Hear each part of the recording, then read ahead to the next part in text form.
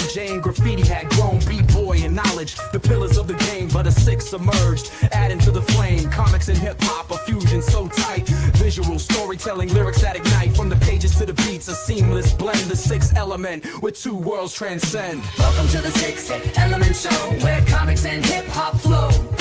Reno and Stu guided the way, bringing you the culture every day. Welcome to the Sixth Element Show, where comics and hip-hop flow.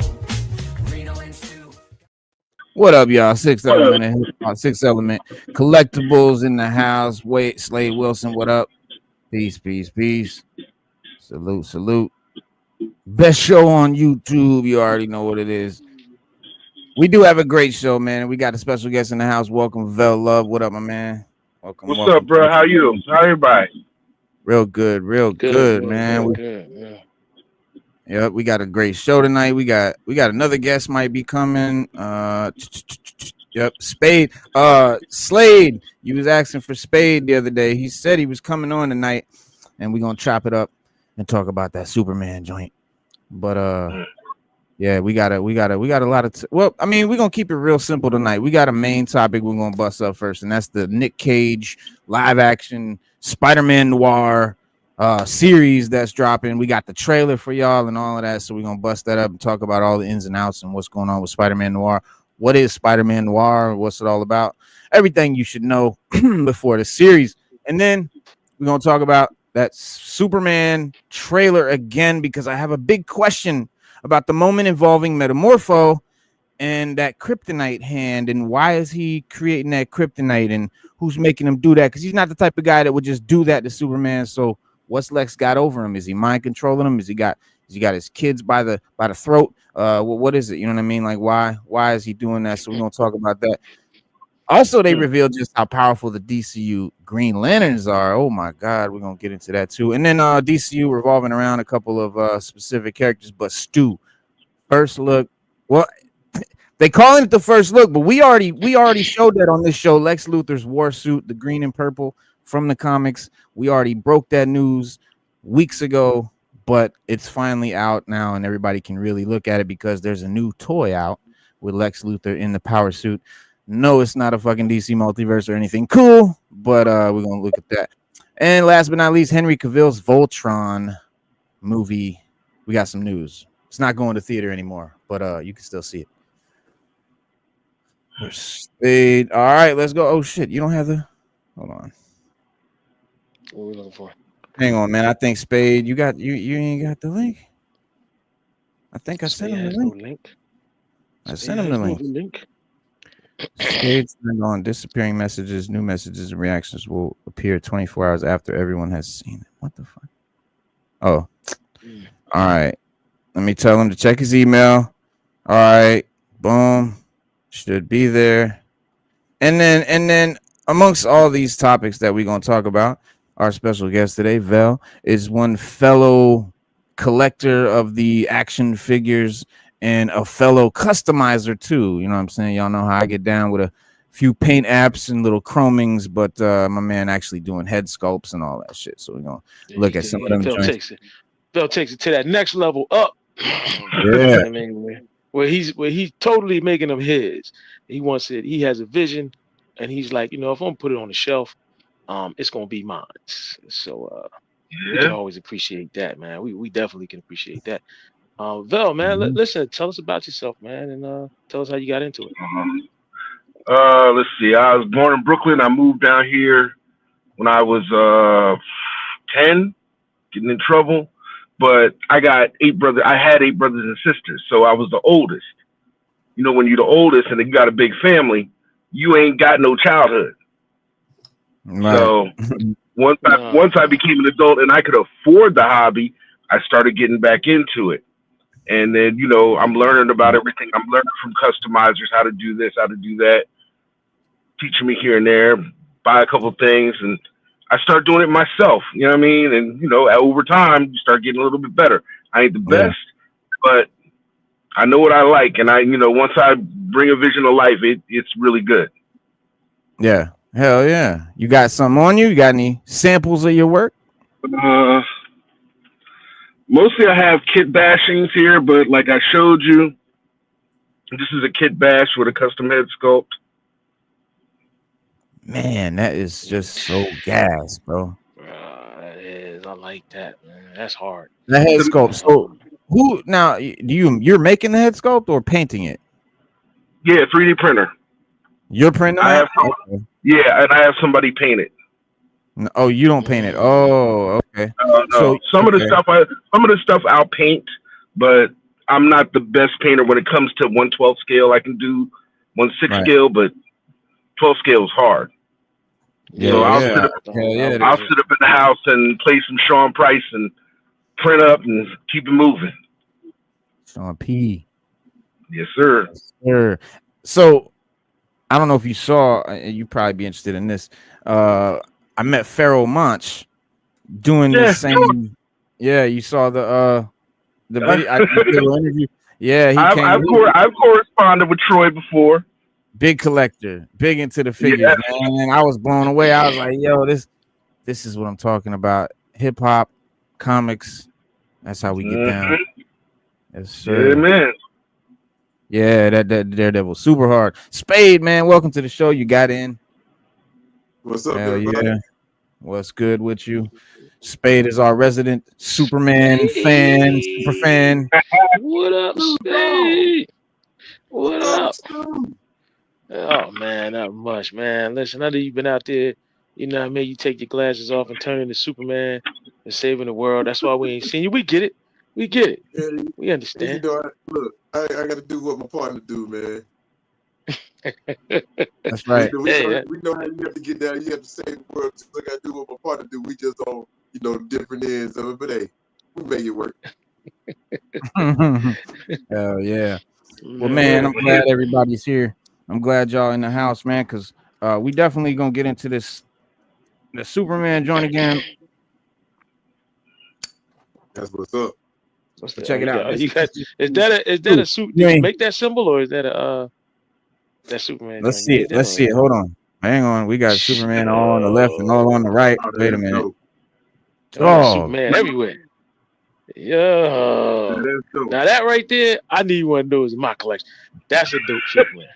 This was a kit bash. Customizers, I know everybody worked together. It's just mine's just on a different body. It's on a bigger body. But I know one of the guys made this. It's a magnetic S shield that goes, yeah, man. It clicks right on the chest.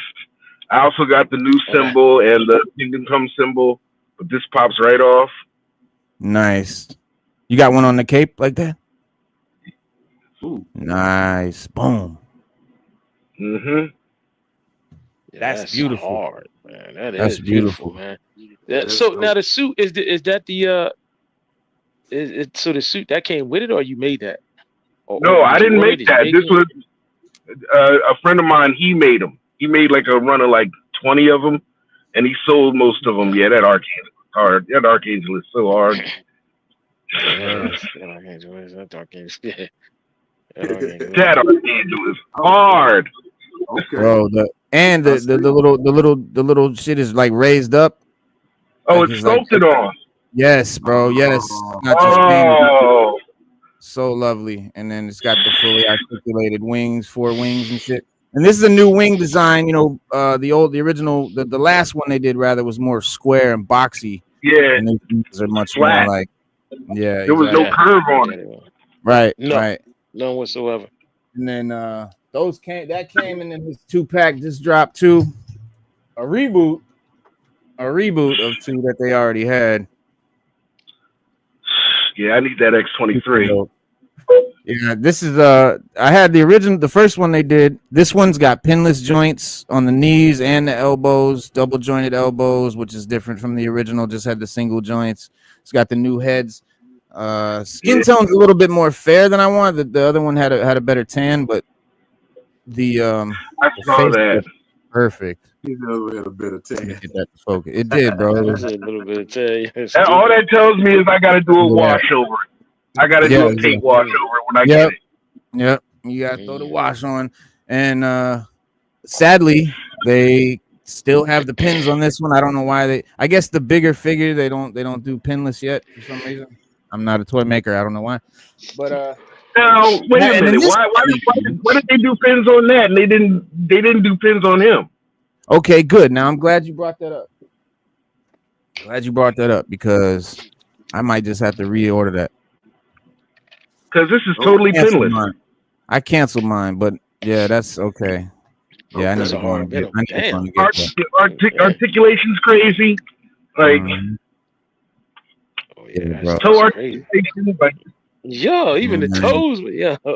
Yeah. That's a dope Venom. yeah, they went hard. They went hard. They I was got worried the about slobber in the the mouth. spit. Yeah, does it look good? Or does it Nah. look like he got something in his mouth? No, it actually looks good. It Yeah. looks good. Better than I thought it was. Because I thought it was going to look like he got, Like- translucent sticks in his mouth. Yeah, exactly. But it works. It works. Okay.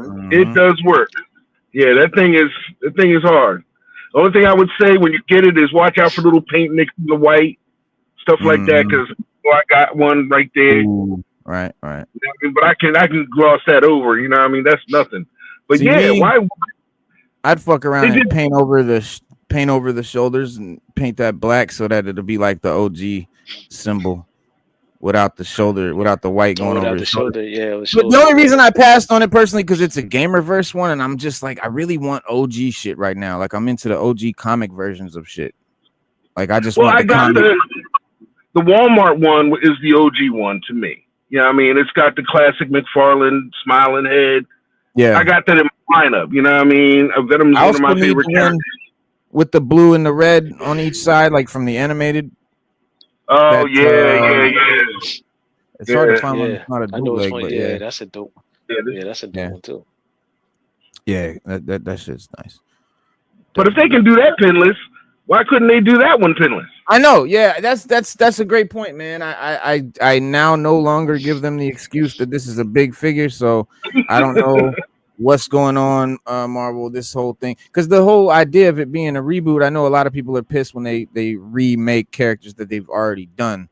Me personally, I keep it a buck. I just started buying figures in 2018, so anything pre 2018, I don't have a lot of because I haven't gone back and bought any of the older shit. Not a lot of it, but all the OG characters, all the cool shit they've already done, I want them to remake that shit. I want them to remake them with pinless joints, updated plastic, updated all that shit, and because I don't even have them figures, I still need a lot of them characters. I don't have a good Daredevil. But that last Daredevil they had pins. They're due for a new one. They're definitely due for a Marvel Daredevil. Well, they're supposed to be dropping one with the what is it? Secret Wars second series. Yes, that's the one I'm fucking really waiting for. Them Secret Wars figures were the shit to me. Because those were the first introduction to those characters for me, bro. I was 3-4 years old when them little superpowers, like my older cousins had them and shit, and that was the first time I saw a lot of those characters. Dr. Doom, Kang, Wolverine, fucking Iron Man. Like them shits weren't on cartoons and shit yet. And again, I'm 3-4 years old, bro. So them superpowers are special to me. When they remade them shits, I was first in line to get those. I remember though they had a little holographic shield that you Yes. Yeah. I remember those. Yeah. That's it. Yep. Yeah. But when they bought those out, they had no articulation. But we loved Nah. them. We were like, man, Originally, no. Yeah. Now they had no articulation because I remember the They first were ones I got was four-way. Spider-Man. Yeah, and that was the first time they ever made a figure of a black suit Spider-Man. Because that came out in that first line. And we were going crazy over that one. We were like, oh, black suit Spider-Man. We was like, oh. Mm-hmm. And I'm glad they made that Beyonder. That was cool. A Beyonder that they put out that had never came out before in the style of Secret Wars, which kind of is like how McFarlane does with the superpowers. He's making all new characters that never had superpowers before in the superpower style, if that's your thing. So that was cool though, that's what it was. It was Secret Wars and superpowers. That's what we had back in like 82 or whatever. Yeah, that's true. Yeah. And Thundercats, well, man, let's get into it, man. The topic of the day, man. It's a dark day for Marvel, bro. And Amazon Prime Video has unleashed their first teaser for Spider-Man Noir, Spider-Noir, the highly anticipated live action series starring Nicolas Cage as the shadowy web slinger from the 1930s. Ancient back in the day version, but they're gonna it's gonna be an all in black and white and super cool. The atmospheric 30-second clip here showcases Cage in full noir get up, complete with the iconic trench coat, the fedora, the mask, and he's got his like monochromatic New York City riddled with gangsters and mystery and intrigue and all that cool shit, man. It looks fucking amazing. Definitely a dimensional leap from the animated version of Noir that we just had in the Spider-Verse joint. Cage is not new to the character. He was voicing him on the Spider-Verse joint. The first question most people ask is this canon to Spider-Verse? Is it that same guy? The answer is no, but I'll break it down.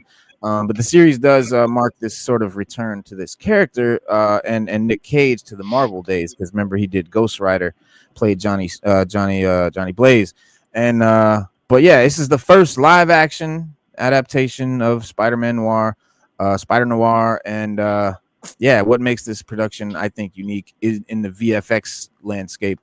You've got the both black and white and color versions. Personally, I don't know why the fuck Amazon's making a color version. Why are you gonna shit on this movie? It absolutely is supposed to be period only movie show. It should only be in black and white, but you'll have the choice if you're one that you know, you're not into that.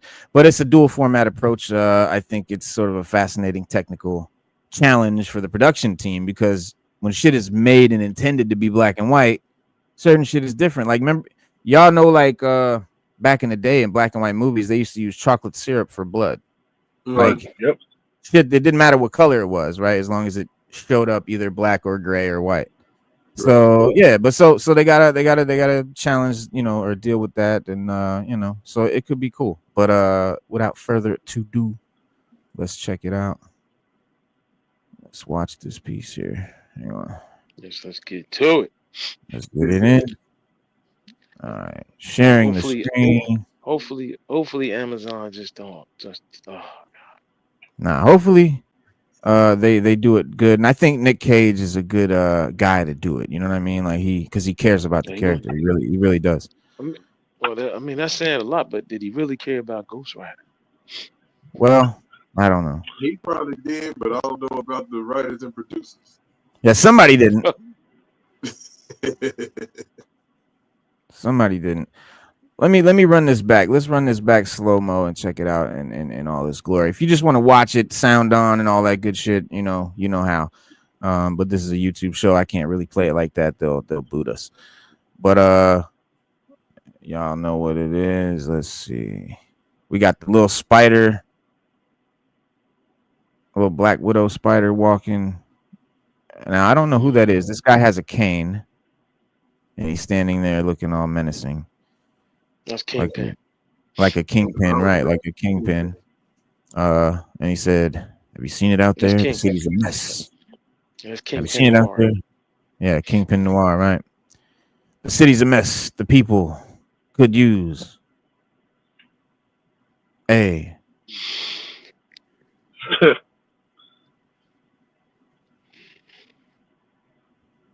Slides in. Yeah, but I like this. I like this black and white strobe effect for the action. This is where they need to keep it. Yeah, straight up and down. Hero. Okay, they need a hero. There we go.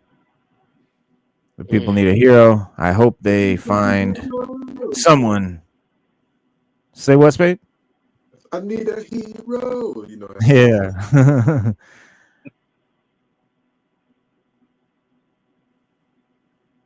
Yeah, I like the logo there. Oh shit. I should have pulled out my joints. Hold on, let me grab them shits. Coming 2026. All right. Is it gonna be on Amazon and what now? Amazon, just Amazon. Just Amazon. Yeah.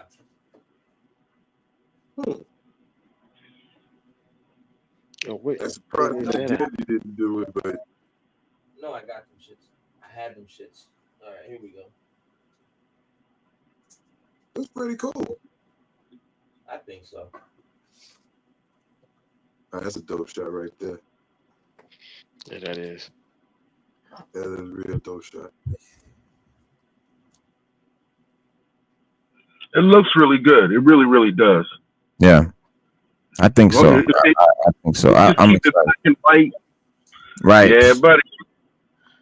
Oh, there's a Spider-Verse one. This is like just like a noir homage. Here's number 1 of the little mini series.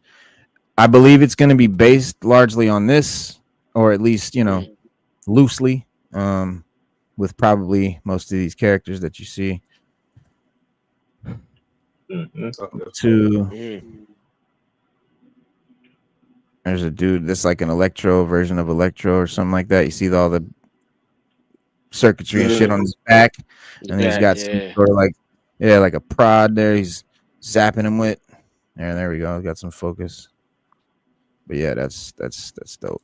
I love seeing the alternate versions of the gallery, the Rogues gallery. But yeah, the suit is pretty much exactly like this in the show, in the movie, or in the show. What the fuck? We got some good close-up shots and shit of that too. But yeah, man, I'm excited. I think the creative team behind the show has some dope. It's a dope team. Some good credentials. Harry Bradbeer was had a Emmy-winning direction on a couple of movies, Fleabag and Killing Eve. This is he's doing the first 2 episodes. You have the production benefits from the expertise of Phil Lord and Christopher Miller, the visionary duo behind the Spider-Verse franchise. They're actually executive producers on this. And I was gonna say, if they dumped the money into it like they did Lord of the Rings, all right, we got something here. Oh, Amazon, Lord of the Rings, right? Amazon dumped a lot of money into that, and a lot into the production, the costumes. They even won awards for that, for the way the costumes are made and the set designs. So I mean, it looks great, but it only comes out like every 2-3 years. That's the problem with the Lord of the Rings stuff. It looks fantastic. I mean, if they can run this back every year and a half with the same costume design, same set design, same vision, with Lord and Miller on there too. Do they have what's their showrunner? Who's their showrunner? Was it that long between season 1 and 2? Yeah, it was like a year or 2 for Lord of the Rings. Yeah, it was when the first one came out. It was it was like year. almost a year before they came out. And I was a little. It was probably about maybe. It was a little over a year. It wasn't right away as short as we wanted it to be. And then, but they didn't give us as many episodes as they did in the first season. Yeah, and they still aren't done. They still got more. They still got more to go. Yeah. I mean, the executive producers, I assume, you know, they haven't listed a showrunner that I know of, but like I said, the guys that did the Spider-Verse movies are the executive producers.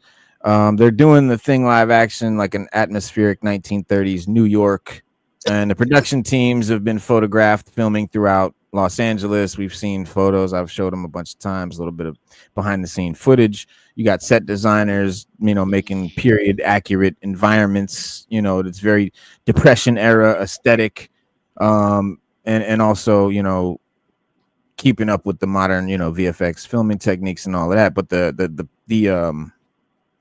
it's supposed to, the sort of the plot is like, it's supposed to be like an aging, down on his luck private investigator in the 1930s New York who's got to confront his past as the city's only superhero that he used to be. And so the narrative draws inspiration from classic film noir, you know, hard-boiled detective fiction with like a visual storytelling that emphasizes shadows and atmospheric lighting with high contrast photography, very black and white. And according to production details, the series will incorporate elements of fantasy alongside its noir aesthetic. Cage himself hinted at this dimension, noting that it's not just about people hitting people. There are monsters involved. He said, quote unquote. So there's definitely some supernatural elements that they're blending in. So it's not going to be just, you know, like he said, you know, a guy with a notepad and, you know, socking fools. Like it's going to be a real Marvel joint. And you've got a decent star-studded cast. You got Cage anchoring the series as the brooding protagonist. You have some supporting talent. Emmy winner Lamorne Morris plays Robbie Robertson, a determined journalist navigating the challenges of being a black professional in 1930s New York. Oscar nominee Brendan Gleeson joins as a powerful mob boss, with Lee Jun Lee appearing as a nightclub singer and Jack Houston as a bodyguard, as we know of so far. Each character bringing a different sort of texture to the universe, requiring costume designers and makeup artists to develop these sort of distinct looks that pop in the black and white and color presentation. So a little bit of a challenge there, but it's like a dual format requirement that is definitely going to add some complexity. We'll see how it goes. And I don't know. It's like an interesting distribution strategy too. The debut first on MGM's linear channel before becoming available globally on Prime the following day. So first it'll be on MGM Plus, then it'll be on Amazon Prime the next day. And which is kind of allowing the series to reach viewers across multiple platforms and sort of maintain its premium presentation quality. It's going to be 8 episodes, releasing early 2026, giving the post-production teams plenty of time to perfect the visual effects and the dual format presentation, and so hopefully make it stand out. I don't know. That's about it. I mean, that's what we got. It's very promising. I mean, look, I'm excited until I get to see it. But then, I mean, I've always liked Spider-Man Noir. I don't know, man. Ever since Ghost Rider, Nicolas Cage, and he pushed for that role. They say he really went out of his way to get the role to play Johnny Blaze. Right. You're kind of not faithful in Nick Cage because of the Johnny Blaze thing. You're a little skeptical. Right. You're saying? Right. Yeah, that's it. Yeah. Think about Cage and other shit though. Oh, he rocked it and other stuff, man. Yeah, he rocked it. He's a good actor. Like, I fuck with him. I do, but I think the Ghostface. I think he was decent as Ghost Rider. I don't think he was the problem with that movie. That's just my opinion. Nah. I don't think he was the problem with that movie. Well, obviously it wasn't too bad because they made 2 of them. So yeah, making the sequel's the one that didn't do well. The first one did very well. Yeah, the first one wasn't too bad. I just wish they would have put more Ghost Rider in it. I wish there was more. Well, more Ghost Rider. Expensive ass VFX. I know. Well, but this is hold on, who just popped in here? Oh, looks like Spade popped out, popped back. Spade popped out and popped back in. Yeah. Spade popped out and popped back in. Yeah, this is okay. Let's see what this says. It says it's a darker take on the Spider-Man legacy based on the We just said all that.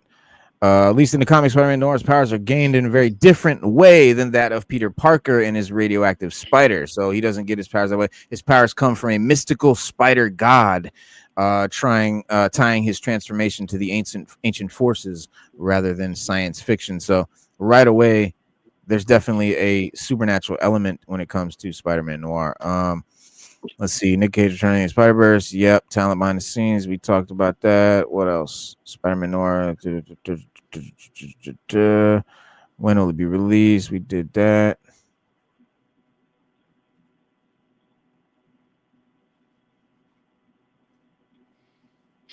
Yeah, we did that. You can, yeah. We know all that. See if there's anything new. But the comics themselves, a lot of people, may be interested in. That's something that we can talk about. We can inform y'all about. Let me see what they. Oh, let's see what they got about 8 facts. 8 facts. If you're not sold on Spider-Man Noir, these 8 facts will make you love the Marvel hero. Let's see what they got. Spider-Man Noir's reality is perpetually set in the Great Depression. I already like that. I love that shit. I like that era, because it reminds me of the mafia and prohibition, and the birth of the gangsters and all that. My roots. It is in his native reality. Parker is raised by his Aunt May, Uncle Ben in New York City, 1930s. During the time period, the United States improved corruption, white collar scandals, major business. Began to buy out government officials and the police. What else? 7. Spider-Man gained his powers from the Spider God, not the radioactive spider. What do y'all think about that? I kind of dig it. I mean, it's different. Like, as far as for Noir back in the day, you would kind of expect to be how Peter originally gained his powers through science or something along that means, instead of like a guy will come down in like 1938 and grant somebody powers. So I kind of dig it. Mm-hmm. Yo, Now the Spider God, is it a Nancy? that would be dope. That would be dope. Yeah. Now, if it's a Nancy, let's go. Then I'm in. Then I'm all in. Let me see. Let me see. I don't see no Anansi references. Let me see. The Spider God is named Urshkagal, Queen of the Underworld. So definitely not Anansi. That would have been dope. Yo, did you have any more? You have any more gems? Oh, sorry, Stu. My bad. Go ahead. Yeah. No, I think it's a good twist. It's a good spin. Every time we do a different Spider-Man, you got to put as much spin on it and twist as you can. Make it more interesting. Right. I mean, yeah, and it would have been probably harder for them to come up with some scientific experiment with radioactive spiders that was believable in the 1930s. You know? Yeah. So they had to give it a more supernatural, or they could have went the other way and just made it far less fantastical and just made it like more basic and just made it very real, down to earth, a real street level hero for real. Which I would like less. I think this is cooler. If it's done right, they can easily make this really whack. Yeah. Yeah. What's that movie? Web. What did we just see? The Sony joint, Madam Web. Madam Web. Oh. Yeah, Madam Web. Oh God. That was hard. We could have did Remember better that than game? that. Well, listen, we could have did better than that with $200,000 and a bunch of iPhones. I'm saying 200,000 a bunch of iPhones. 200,000. Yeah, we'd have tripled our money, quadrupled it, man. We'd have had a hit. In all fairness, Madam Web was a good movie for me to go to sleep on. I was waiting for the punchline. I knew it had to be a I punchline. watched it on Netflix and I never finished it because I'm like, I'll start watching it and then I'll end up just like this, or I end up like that, or whatever. And I wake up, it's like, go. Right. The art is amazing. The bad part about it is Hollywood keeps pushing the female, but you making all these bad female movies. So like, if you're gonna push it, you should at least made it good.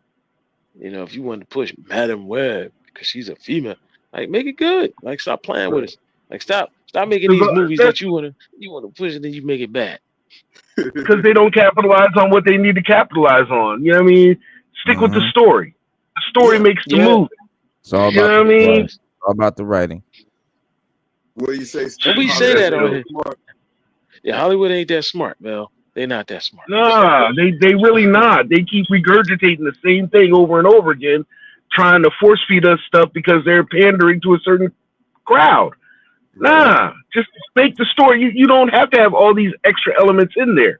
If the people know what these characters are about, write a good story. Make the story engaging. We say that, and it's like we always say, yeah. It's like we say all the time on this channel. Yeah, make write about characters we care about. And even George Lucas said, George Lucas said when he made Star Wars, he got over on them because they're not that smart. He said, I showed them everything they wanted to see. And at the time, he said, like, he had an artist draw all these drawings about what Star Wars looked like, this thing. And he said they fell in love with it. But when he made the movie, it was totally different than what he drew. and what he saw.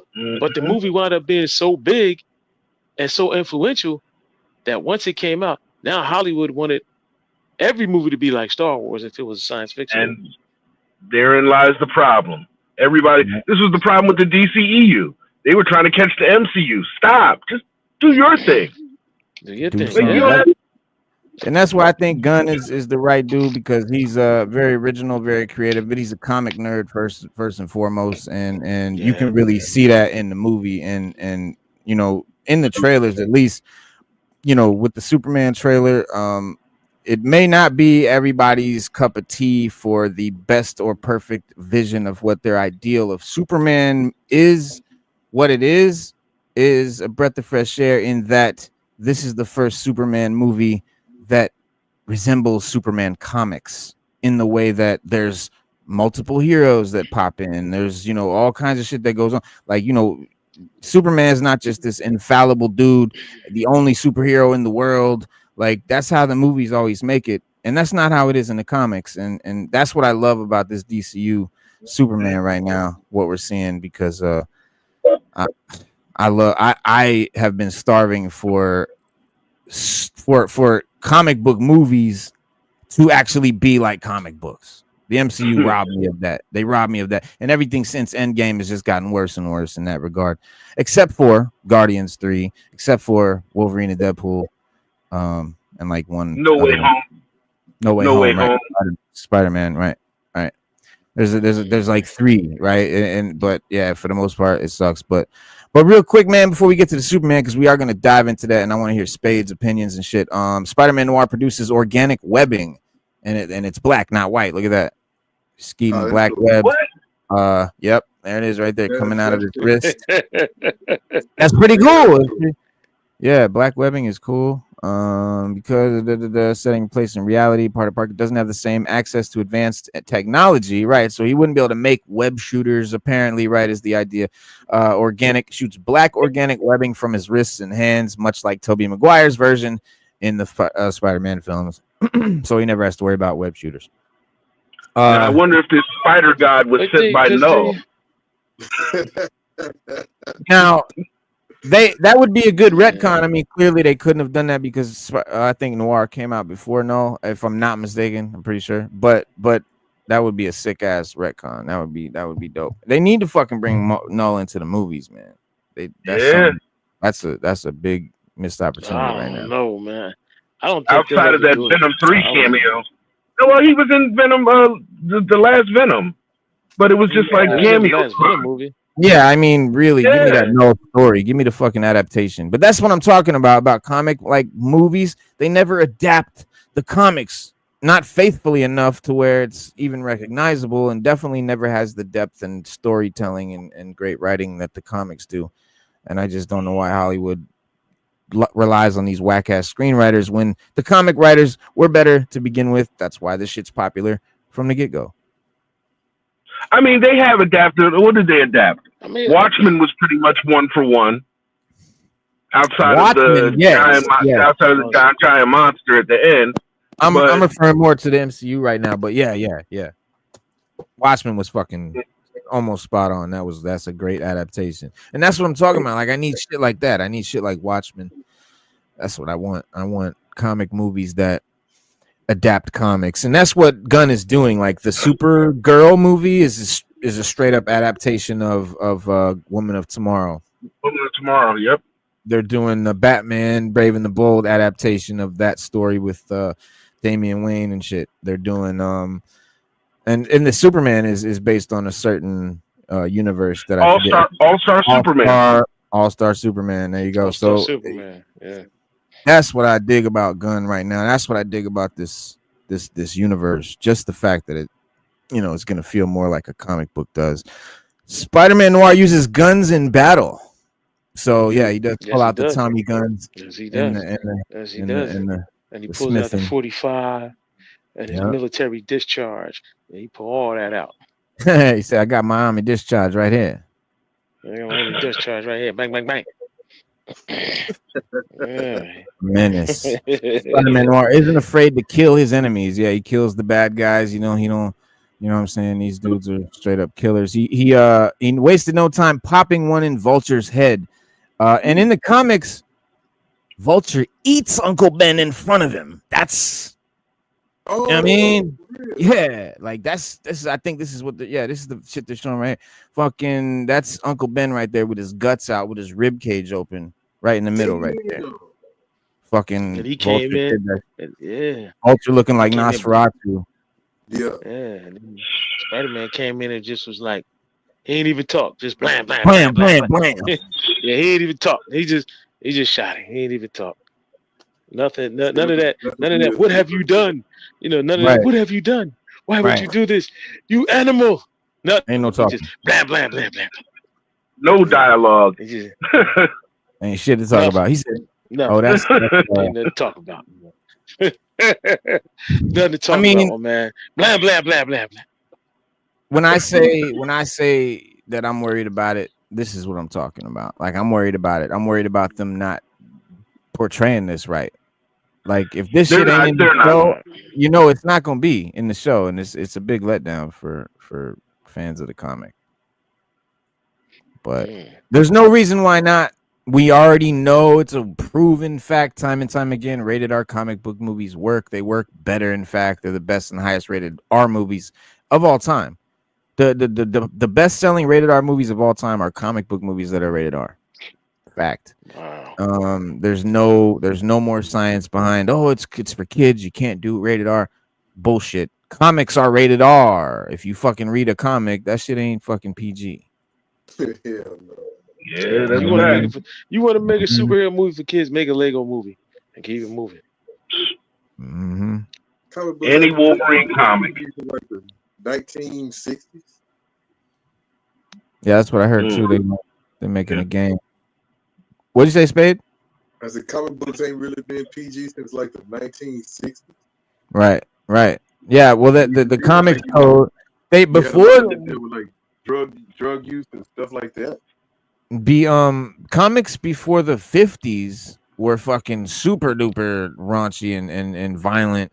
Like, Batman used to carry a gun and kill people. The original Batman carried a gun and shot people, like, and killed them. Like, and then one day they were doing horror comics and shit was just out of control. The Puritans and the parents got together and went to the government and they were like, you got to stop this. And they created the Comics Code Authority, which you've seen on every fucking comic, the little Comics Code Authority around the 1950s. And that's when comics got real. That's when Batman got real campy and corny, and comics just got real kiddie and shit. And then I think Spade said it, right around the late 60s, Marvel comes in and they start to get a little better. And like, 70s, 80s is when it really gets great again with fucking, The Dark Knight and Watchmen and all that good shit. Yeah. Spider-Man Noir fights against real world corruption. Mobsters, politicians, and Nazis make up the Spider-Man villains. That's cool. Let's see. New but prevalent threat in the 1930s, the rise of Nazism in America. I don't know if this is gonna end up making it in the show, but man, I hope everything from the comic does. Spider-Man Noir is viciously deadly journalist.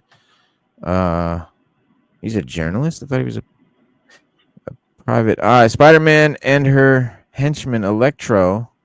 Hang on. The evil god known as Inanna manipulates Nazi powers.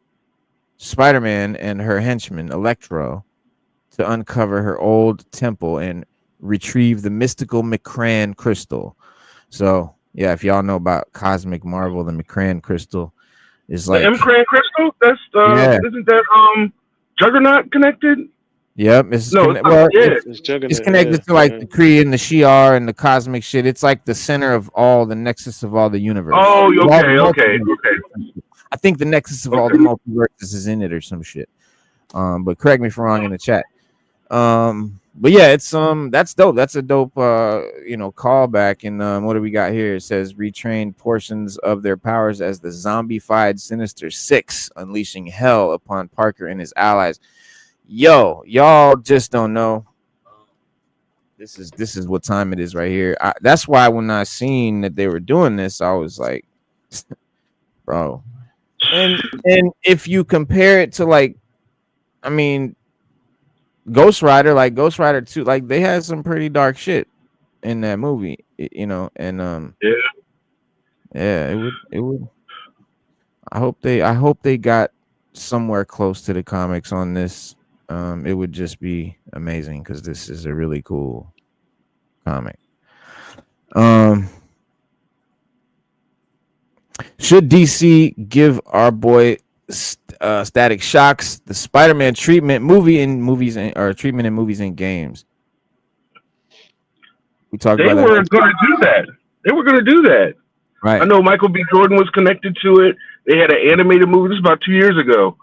They announced an animated movie that was in production. I think Gunn shut everything down, though. Yeah, he did. Yep. Yeah, everything that's not DCU, except for the Batman 2, that's still Steam. Maybe happening. Maybe Matt Reeves is gonna fucking do it. I don't know.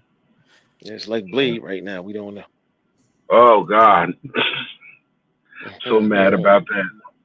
Yeah. I'm so mad about that. Thank God it's not quite as bad as Blade, but 6 years. Yeah, it's been that long? Yeah, 6 years since they made the announcement for Mahershala Ali. Damn. I thought it was shorter than that. I thought it might have been like a good maybe 4 or 3, but damn, 6 years? It's been about 6. Yep, this is Black Adam Part 2. Yeah, and Black Adam, you know, the thing with that, they got The Rock to do it. And like we were saying earlier, it's still sticking under the lore when it came to Black Adam. That shit. Black Adam had so much. Should stick to it as close to the comic books as possible. I know a lot of people kind of disagree with that. Like one of my friends, we were talking about that one time, and I was like, dude, nobody freaking reads anymore. So I'm like, just pull it up straight out the comic book and put it on the screen. Right. And like that way, I think people can quit asking, is that the way it happened in the book? Well, you've seen it, didn't you? Right. I mean, yeah, that's a good point. Like, people like Reno.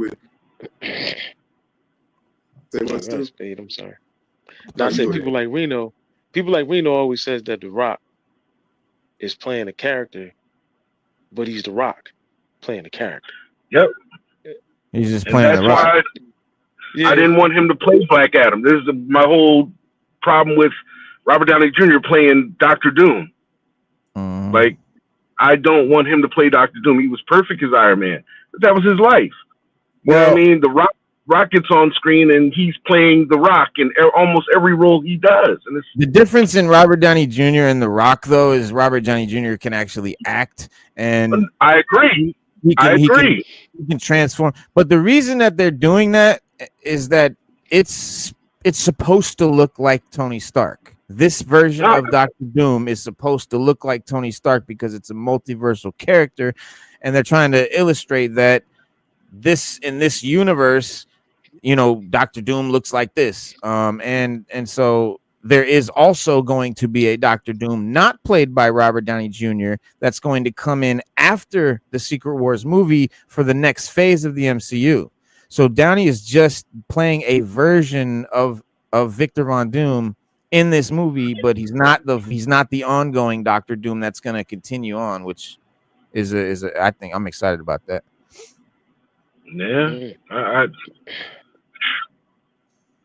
worries. No, it's rough. Listen, it's rough, and it worries us because Marvel's giving us nothing but.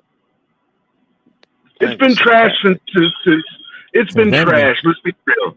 Since Endgame, we've had this like Reno said, we've had 3 good movies. Everything else has been trash. Shit that I expected to be great. Moon Knight should have been great had they done it right. Moon Knight should have been fan-freaking-tastic. Wonder Man looks like garbage. Like, I have no faith in Ironheart. None. Nobody does. Nobody has faith in Ironheart. Because it doesn't look. I kind of have hope for Ironheart. I'm not gonna lie. It doesn't look like the comics, though. That's what pisses me off. Like, her suit looks nothing like it does in the comics, and I don't understand why not. Why couldn't they? I mean, you put Tony Stark in a nanotech suit. Right. Well, yeah, and that was dope though. The In Extremis, but they fucked that up too. That's early Marvel wasn't perfect. Fucking Iron Man 3 could have been the dopest In Extremis movie, or it could have been the dopest Mandarin movie, but they botched both storylines and tried to fucking combine them. But hey, I still love it more than anything past Endgame. People were really, and this is not me exaggerating either. People was really mad about that Mandarin situation. Like, I know people that saw that Iron Man 3, like they was hot about that. Like, I was one of them. Had a nerve. I mean, we all were. Yeah, people was ready to people was ready to fight. Like, you had people was like, how excited I was to see Ben Kingsley as the fucking Mandarin. I was like, ooh, this is gonna be a crazy take. Because they amped all of us up with those trailers, and you hear Ben Kingsley talking and stuff, and I'm getting all geeked up, like, oh, I'm going to see this joint, and it's just an actor named Trevor. What? Yeah. Like, it's an actor named Trevor. And then on Disney Plus, they did like an explanation, like a short. They did like these short joints that was like an explanation of the whole thing, trying to kind of backpedal on it and say that he really is the Mandarin, but he was just playing stupid. But then in Shang-Chi, they made him Trevor again. Yep. Yeah, yes, they did. Yes, they did. Yes, they did. Well, listen, we only got like 2 months or something to the next upcoming gun masterpiece, and I'm gonna call it that already. DCU Superman. Spade, I know you're not feeling me on that, but we're gonna get it. But it's not far off. James Gunn Superman 2025 July is coming out in July. We just saw the trailer, the full length, July 11th. We just saw the full length trailer the other day, and which was 5 months after the teaser trailer. Yeah, but yeah, I thought it was dope. I think it showed a lot, but I do want to discuss. I mean, we already looked at it and chopped it up and everything. I'm not going to go back into that, but there is something that I do want to talk about, and that's I caught a moment involving Anthony Carrigan's Metamorpho, and I was wondering, like, why has he created kryptonite while David Cornsweat is right next to him? Metamorpho can create any element, any chemical, anything like that, right? Including kryptonite. Hang on real quick. Let me say peace to the watcher. Welcome. Gunn is cooking. Let him cook. Kavar, that'd be amazing. We need a Superman game. We really do. They haven't never cracked that code though, and hopefully they will, man, with this. But yeah, probably not though, because if it's a film, if it's a film adaptation, I think all film adaptation games are fucking ass. But anyway, I do want to talk about this though and show y'all this shit real quick, because the guy that plays him, Anthony Carrigan, also played Kyle Nimbus, aka the Mist, on the Flash TV series, and he played Victor Zsasz on Gotham. Yes, and so now he's this is his biggest role with Metamorpho, aka Rex Mason, who was introduced in 1965's The Brave and the Bold number 57 by Bob Haney and Ramona Frandon. Metamorpho's main power is being able to transmute his body into numerous chemical compounds that include kryptonite. And now it should go without saying that Metamorpho is not the kind of character that would deliberately hurt Superman. And Anthony Carrigan's version of the character that we see in the trailer does not seem to be any exceptions to the rule. It looks just like, that. And after all, he's one of this movie's 4 supporting superheroes, right? You have Nathan Fillion's Guy Gardner, Eddie Gategi's Mr. Terrific, and Isabella Merced's Hawkgirl. And so what's going on with the kryptonite, man? Like hang on real quick. So he's creating the kryptonite. He's there in the cell. You can see the glowing green hand that he has, like laying down on his left side. His hand is glowing green, which is why a lot of people are like, hey, man, these guys are just beating up Superman. That's whack. Dude, he's in a cell with kryptonite. Lex Luthor has already figured out how to get kryptonite. Fucking movie 1. It's going down. But what does Lex have over Metamorpho? Because You know, I think we can agree that Nicholas Holt's Lex Luthor is going to be to blame for this. But the question is, how did he pull it off? Right? It's clear enough that he's going to somehow be able to exact control of Metamorpho, leaving his left hand, you know, trapped in that kryptonite state. And you have Kal-El, Clark Kent, you know, deposited in that cell with him, and he's left weak enough for those guards to lay that beat down. But what exactly has Lex Luthor done to Metamorpho to make him like this, right? And two best guesses that come to mind right now are that he's either being mind controlled, or there's some sort of advanced technology, or two, he's got his family kidnapped. You know what I mean? Like he's like, I'll kill your kids if you don't type shit, right? It's something, because under normal circumstances, not only would Metamorpho obviously not be creating kryptonite, but he would have fucking wiped the floor with those guards and they would have rolled out. But you know, there's something definitely amiss here, and I definitely want to know what and why. Well, there's a third option. Okay. There's a third option though. Break it down. So you already saw in the teaser trailer that they were at Stagg Industries. You know, Simon Stagg was the one responsible for Metamorpho becoming Metamorpho. Mm-hmm. What if Lex goes to Rex saying, I can cure you, but I need you to do this and this and this for me? Right. That's classic. That is classic. That's classic. That's Yep. what I was gonna say, manipulation. Yep. That's classic. He's done it before. Think Metallo from the animated series. Right. He's done it before. That's one of his staples. He manipulates situations for himself. Exactly. It's got to be something to that effect, man. It has to be some manipulation, because Metamorpho's definitely not just on his side, right? He's definitely doing something to him. Let me see. Notice Gunn is introducing all the corrupt, non-corrupt corporate companies in Superman. Stag, Lord Tech, sponsored JLI. That's true. Thorn was introduced in Creature Commandos, and LexCorp, corrupt and non-corrupt. All these companies have created villains or sponsored heroes. And we have like these heroes like Mr. Terrific and shit, looking like straight up, you know, indie race car drivers or something. Looking like Mr. Terrific. That's what Mr. Terrific look. But you see, they all got the JLI suit on. They all have matching costume right here. And I never noticed that before in the trailer, but they all have a matching costume. You know, Green Lanterns is green, but they both have like orange, and it's dope. That Green Lantern suit just hurts my heart. It really does. I mean, I want something more accurate. You know, I wanted to see the actual vest jacket. I wanted to see the vest jacket. I wanted to see the big boots. Maybe as a Green Lantern fan, hardcore Green Lantern fan. I was going to say you're a hardcore Green Lantern fan too, right, Val? Yes. Yeah. That hurt my heart. Like, well, that's like when we watch a Punisher movie. It hurts my heart to not see Punisher in the black and white. Yeah. I saw that. This hurt my heart. On the far left, that's the movie, right? In the middle, that's how they should have done it. Yep. You look way cooler in the middle. That dude on the left just looked like the Beatles or some shit from the 60s. That's not a bowl cut. Look like Mo from the Three Stooges. He looks goofy. Right. Look like Ringo Starr and shit.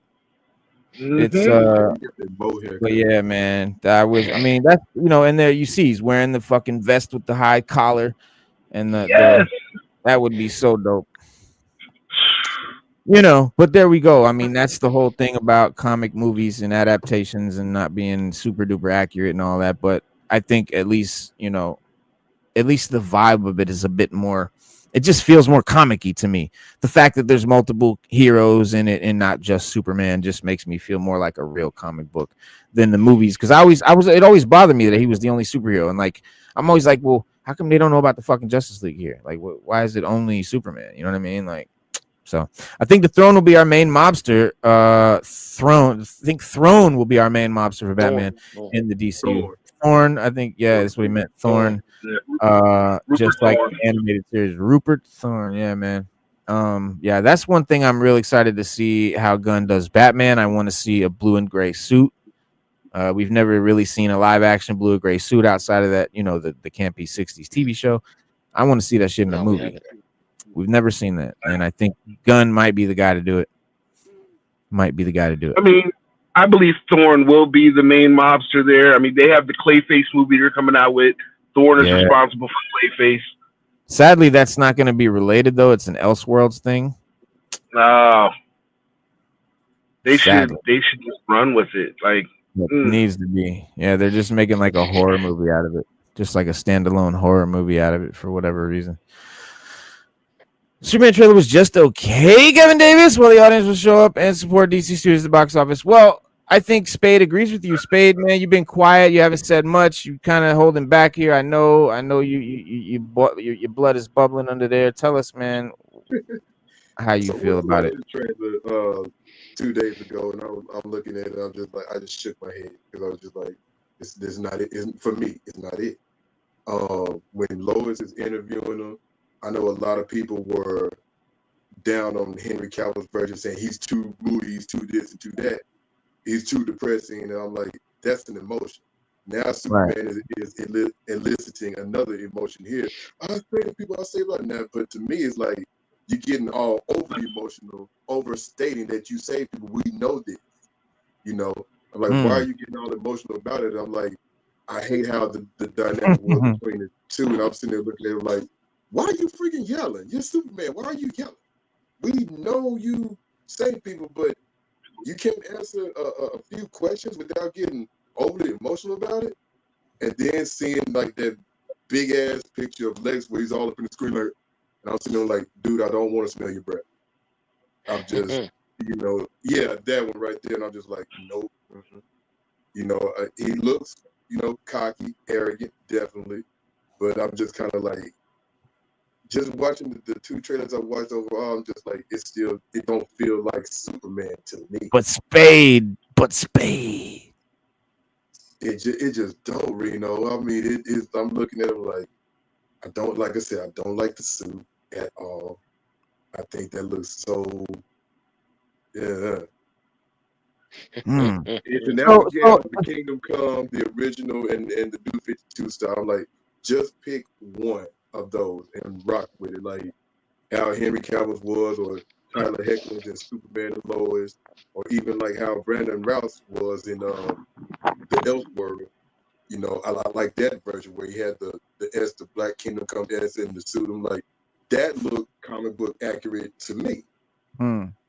But this one just don't. I'm like, you don't have to combine 3 suits into one. That just looks ugly. Like, it looks so cheap. I'm like, I've seen cosplay costumes that look better than this. Now, one thing we definitely agree on is that suit is not it. I'm just kind of not quite sure yet why Gunn's going with like a baggy suit. Yeah. Like, it's kind of baggy and loose. It's kind of like not skin tight, which is kind of, the typical Superman skin tight suit. It's more like it's more like a flight suit or something. I mean, I don't, if it's something to do with, maybe it is like a flight suit or something Kryptonian or something like that. I mean, that's obviously where he's going with it. One Ultraman has an identical suit, but it's black. So in the movie, if you haven't noticed, this guy here that's walking right behind Superman, his suit has all the same like markings and shit on it, but it's all in black, and he's got the U on the front. But so that's supposed to be Ultraman. That's Ultraman, but this is so. The conundrum is like, is this Ultraman from Earth 2, the mob boss that we all love, or is this going to be like Bizarro under there? Earth 3. I'm sorry. If it's gonna be Ultraman, make him Ultraman. Don't put him under a mask. That's for wrestling. Yeah, that's Ultraman. That's Ultraman. That's Ultraman. That's what I want to see. Right. Yeah. That's what I want to see. And definitely. Go ahead. My bad. No, you go ahead. I was just gonna say that the costumes in the movie are definitely not comic accurate. No, definitely not. No one's saying that. They're definitely not. I agree with Spade on a lot of his points. I think the biggest thing about the trailer for me was, if you look at every other Superman trailer, 78, Superman Returns, Man of Steel, there was a majesticness about it. Yeah. There was a gravitas about it. This did not have that. You know what I mean? It had some fun little scenes here and there. One thing I'll say I don't kind of, because Superman is an emotional character. He is. He is. He's always been like that. But I think they made him overly emotional. You're yelling at the woman that you love. That makes no sense to me. That's the wrong person for him to be yelling at. I could see him screaming on Lex, but not Lois. But there's, I mean, I don't know. Not there. Yeah, I kind of agree with the Watcher. It's not your typical Superman suit, but it is accurate to the comic story that they're adapting. I agree, and that's the important Watcher too. Yeah, and that is important because it's more like it is more like the All-Star. Yeah, Superman. It's got a little. I mean, it's at least All-Star Superman. All-Star Superman had the skin tight suit on, the light blue, short cape. It wasn't a baggy suit. It didn't have the high collar. It did have some. No. I'm sorry. Some wrinkles and he doesn't. I know what he's talking about. He's talking about a little Kingdom bit of Come. That's what he means. He's talking about Kingdom Come Superman. It looks more well, like Kingdom Come the symbol, yes, but the suit is more New 52. Yeah, that's Kingdom Come. Yeah, that's Kingdom Come. The S is like the suit is more. The suit is more New 52. Yeah, but the suit is more New 52. I've been telling people that they just All-Star has wrinkles in places. Yeah, in the All-Star does have in the wrinkles factor, it has wrinkles, whereas you don't see that a lot in suits. As far as like the sort of alien markings or whatever, that's I think I don't remember that from that comic at all.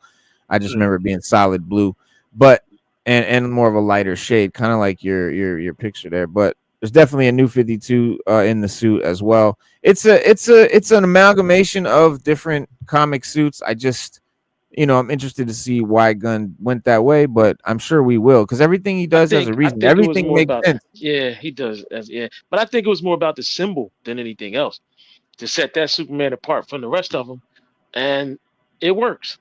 I like it. It works because it is. I think you hit the nail on the head there. I think he was trying to separate it from every other Superman. Yeah, because they all had the same symbol except for this one. This is the only one that has a different symbol. But no, it's the same symbol, but it's just shaped different.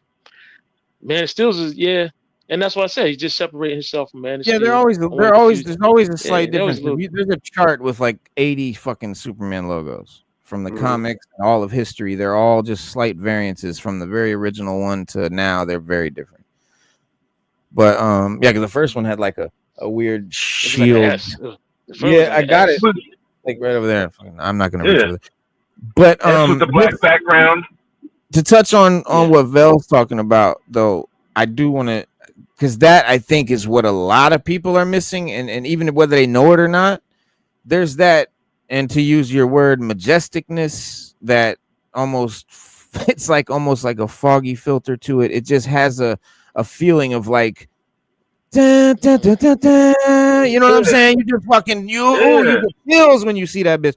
That is definitely missing from this, but that's not Gunn's style, and I never expected that with this movie. No, I never. But that is based off of fine with me. I've had 4 movies that I think are really good already of Superman. Yeah, but it's based off of All-Star Superman. If you ever read the All-Star Superman comic, it tells a story, but it tells the story from other people's perspective about Superman.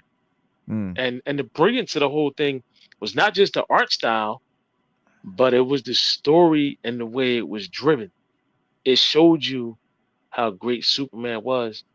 You know what I mean? And that's why, like, you got Superman for all seasons. Like, it showed that his greatness, but it also showed the supporting characters that made him great. So it's like Scottie Pippen without Jordan, and then Scottie Pippen with Jordan. It shows you the difference. And when it gets to the Lex Luthor part, Lex Luthor talks about Superman, how great he is, but it sounds like he's dissing him, but he's not. He's actually telling you, like, look, like even in the trailer where he's like, look, this Joker, I had to like at one point he's like, look, I had to work for everything that I am to be a god, and he just comes to Earth and has powers, and he gets from the sun, and he's a god without doing anything. That's not fair. Like Luthor was always jealous. Yeah, I'm not gonna say he's always jealous of Superman. Jealous in every single way. Yeah. Yeah, and people forget that. Like the All-Star Superman story, like when I read it and when I watched the animated movie, was about Superman's importance to the world because he was dying from He was solar dying. radiation. Yeah, he was dying. Yep. Yeah. He was overexposed to solar radiation. He was dying. Right. And that's what made it dope. That's what made it dope. Now, That was dope. The caveat with that story was Luthor developing that serum that gave him Superman's powers and the realization of everything Superman could do at the moment that Superman was dying. Mm-hmm. So he's like, he can see the atoms. Now everything was connected to everything else. And it changed his perspective on everything. So after Superman goes back into the sun and everything, now he's developing cures for cancer. You're seeing everything that Luthor could do had he not been evil and chasing the ghost of Superman. Right. Yeah. But like you were saying, Phil, like with the the trailers, they introduced how majestic other Superman movies were when they came out. And this one, I'm looking at, I'm like, I don't have any excitement for it. And like, even though James Gunn did the Guardians of the Galaxy, which were great movies, I loved them. I had excitement for all of those movies. Like I'm anticipating, like I want to watch. I can't wait to go see it. But I don't have this thing filled with this Superman movie. I'm just like, I'm totally uninterested. I'm like, most likely I'm not going to see it. Like I told Reno before, and I got like 4 other people that said, if y'all say it's really good, go see it, I'll go see it. But it has to be like 4 out of 5 people got to say it. If 3 out of 5 say it, I'm not going. I think James Gunn's a story guy. He's a big story guy. So I got faith as far as the story goes, because he made that announcement. We're not going to put nothing out if it's not right. So I'm gonna give him the benefit of the doubt. And I think the reason, like, there's so many characters in there, he works better with ensembles. So he had to do something to push that caveat. The only thing that's missing, like I said, that the majestic feel of Superman. You know what I mean? You saw it in Man of Steel. You saw it Superman Returns. It just feels like this guy is above everybody. The scene where in Superman Returns where he's floating above Earth, listening to everything, the world. That's crazy. That's Superman.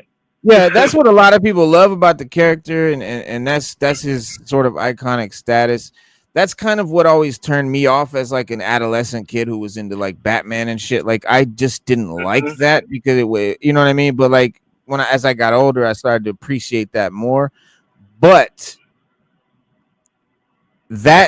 the reason it's like that in those movies, at least to me, is because like he's the only superhero. He on Earth, he's the god. He's the one guy that's different than every other person. He's the only guy with superpowers. He is the superhero, and he is the man. He's the god above all, right? He's the one dude that can do it all, right? And it's not that way in the comics. In the comics, there's 100 different characters, right? There's the whole DC universe, all this shit, and you might see 10 characters in a single comic. You know what I mean? It's not like that in the comics.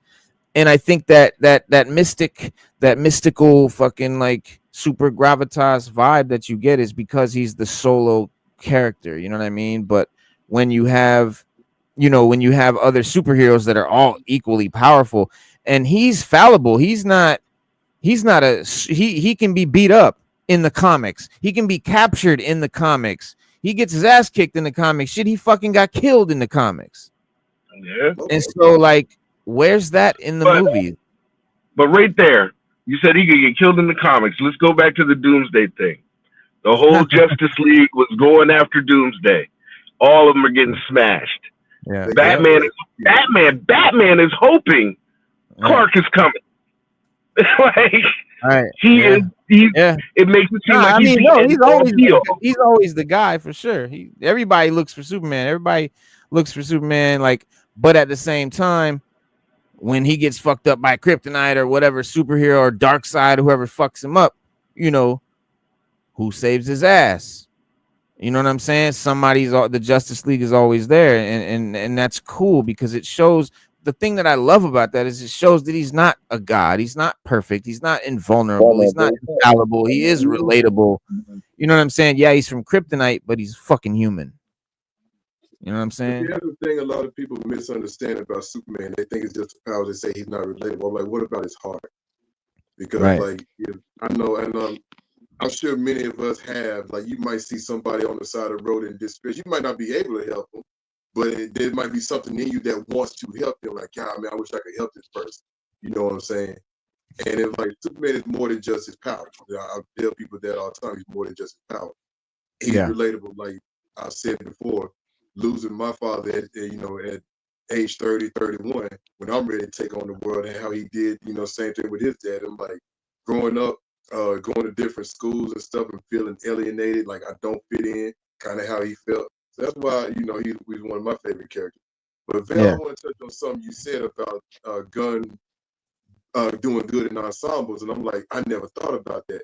That's what kind of worried me about this movie, because I'm like, yeah, you do things with a bunch of different characters, so that kind of I ain't gonna say it makes it easy, but I'm like, all right, you can tell a good story around a bunch of different characters versus one character or one or two characters. Having one being the main one, but that really did have me worried. And I didn't think about that until you brought that point up about he does ensemble movies or ensemble shows. Same with Peacemaker, same with Suicide Squad, and I'm like, yeah. Yep, Gunn showing the side of Superman from the comics that we never seen on screen. It's his humanity, the fact that he's not like this super, alien god. He's more human. Gunn said that about the movie. He said, kindness in a world that thinks kindness is old fashioned. It's also about him struggling with his Kryptonian and Earth ancestry, and how he's, how he is like a human in a way. Like, even though he's not human, he's still like an Earthling in a way. But I mean, when you think about the genius of it, he's a humanoid. So check it out. So when you look at it, he was raised by Earth parents. Nobody knew he was an alien. Nobody had an idea. He went to high school. He went to, he went to college. He became a journalist. He pays rent. I mean, he does everything that humans do. If he wanted to, like if you watch the first Superman movie when he's talking to his father, and he's like, Dad, the kids bullied him, and he kicked the ball halfway across the planet. And his dad was like, he got mad, and he says to his dad, he says, I could do all these wonderful things. Right. And he was like, the sad part is, I can't just rip this guy's head off because I want to, or because he pissed me off. And his father told him, you ain't here for all that. You here to do wonderful things, but not for that. That right there was his dad teaching him basic human values of being good. You know what I mean? Like just biblical views, but not going biblical with it. Like he just telling him, like, look, son, you ain't here for all that. You ain't here to bully nobody. You ain't here. Right, yeah. He's like, you choose to be the man. You don't let nobody make you into another man. And that's the thing. When you read Injustice, Joker made Superman into a monster. But when you look at Superman the movie, that's the story his dad's telling. Don't let nobody make you into a monster. Be who you are. Your core values are what defines you as a person. And that is what's going to drive you to be greater than any man has ever been. Stay close to those values. That's what it was all about. Right. Yeah. Yeah. Raw Talk. And Raw Talk. Welcome, man. Welcome. What's going on, gentlemen? How's everything? Chilling, man. We just watched the Spider-Man Noir trailer. Now we chopping up the Superman trailer, talking about the Superman, the way that Gunn's doing it and all that. We've had this conversation many times, but I think we reach a new ground today because we got more information. We got new trailers, and we got Spade in the house. We got a new guest in the house, Vel Love in the building. And the Watcher said yes. He said, and that's why I love that Lois interview, because and that shows the struggle, and that's why he gets so hype and gets in, kind of raises his voice and gets upset, because people have all this expectations, and who are you representing when you saved those people, right? What country, what flag were you representing when you intervened in that war? He's like, get the fuck out of here, bro. I'm just doing this to fucking help people. I'm just doing it for me. Like, why are y'all people so concerned with that shit? It just gets to him, man. Humans, and that's the good in him. That's the Superman in him. The part that makes him different than everybody else. That goodness. Because even in Batman vs Superman, when they were, the council people were talking, and the dude said, well, maybe you ever think this is maybe just a guy who just wants to do the right thing? Right. Exactly. Like, so it's been like that for years now. Now, I guess like maybe back in like 70s and 80s it wasn't like that. So, but kind of in the 90s it changed. Yeah. We got a different audience. Let's just be honest. Like a lot of us were growing up, and people that were in this 50s, 60s, 70s had grown up.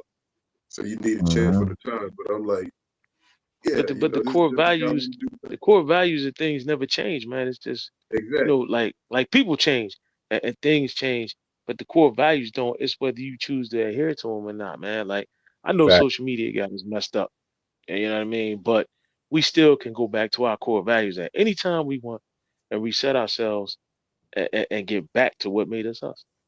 Right. Exactly. So is that what the suit's gonna look like in a movie? Yeah, or not? yeah. Remember we showed the movie. Remember we showed that scene. They showed It's got him sitting in the golf cart in the set in the background, and we zoomed way in, and we saw Lex Luthor's green and purple power suit, and this is the confirmation that that's exactly what it was, because this is that's an official toy from the movie in the green and purple power suit, and that's awesome. That's something I was like really hoping that Gunn would do, because we've never seen that in a movie. That's Lex Luthor in the movies has always just been the guy, the businessman, the just a human man, no powers, he never fought nobody, but like in the comics he be throwing on suits and getting busy with Superman. So I want to see that, and so we definitely are going to see that. We also noticed from the trailer we're gonna see exactly just how powerful these Green Lanterns are in this universe. I mean, according to Batman, this is not me. This is Batman. Right. A focused Green Lantern is pretty much unstoppable. Right. That's coming from Batman. Batman thinks that Green Lanterns are probably one of the most powerful beings in the universe. A Green Lantern ring, like that's his personal opinion. He stands by it, he lives by it, he'll die by it. But Batman will tell you straight up, he'll down the hill for it. Batman will tell you straight up, a focused Green Lantern is pretty much unstoppable, even by Superman standards. He'll even put a focused Green Lantern up against a Kryptonian toe to toe. And I kind of believe him. I kind of believe him, because they had one episode where John Stewart was being mind controlled, so he was totally focused. And he literally was taking them all out one by one. They had no answer for him.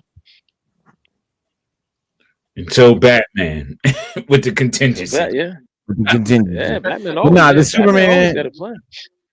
Always. The trailer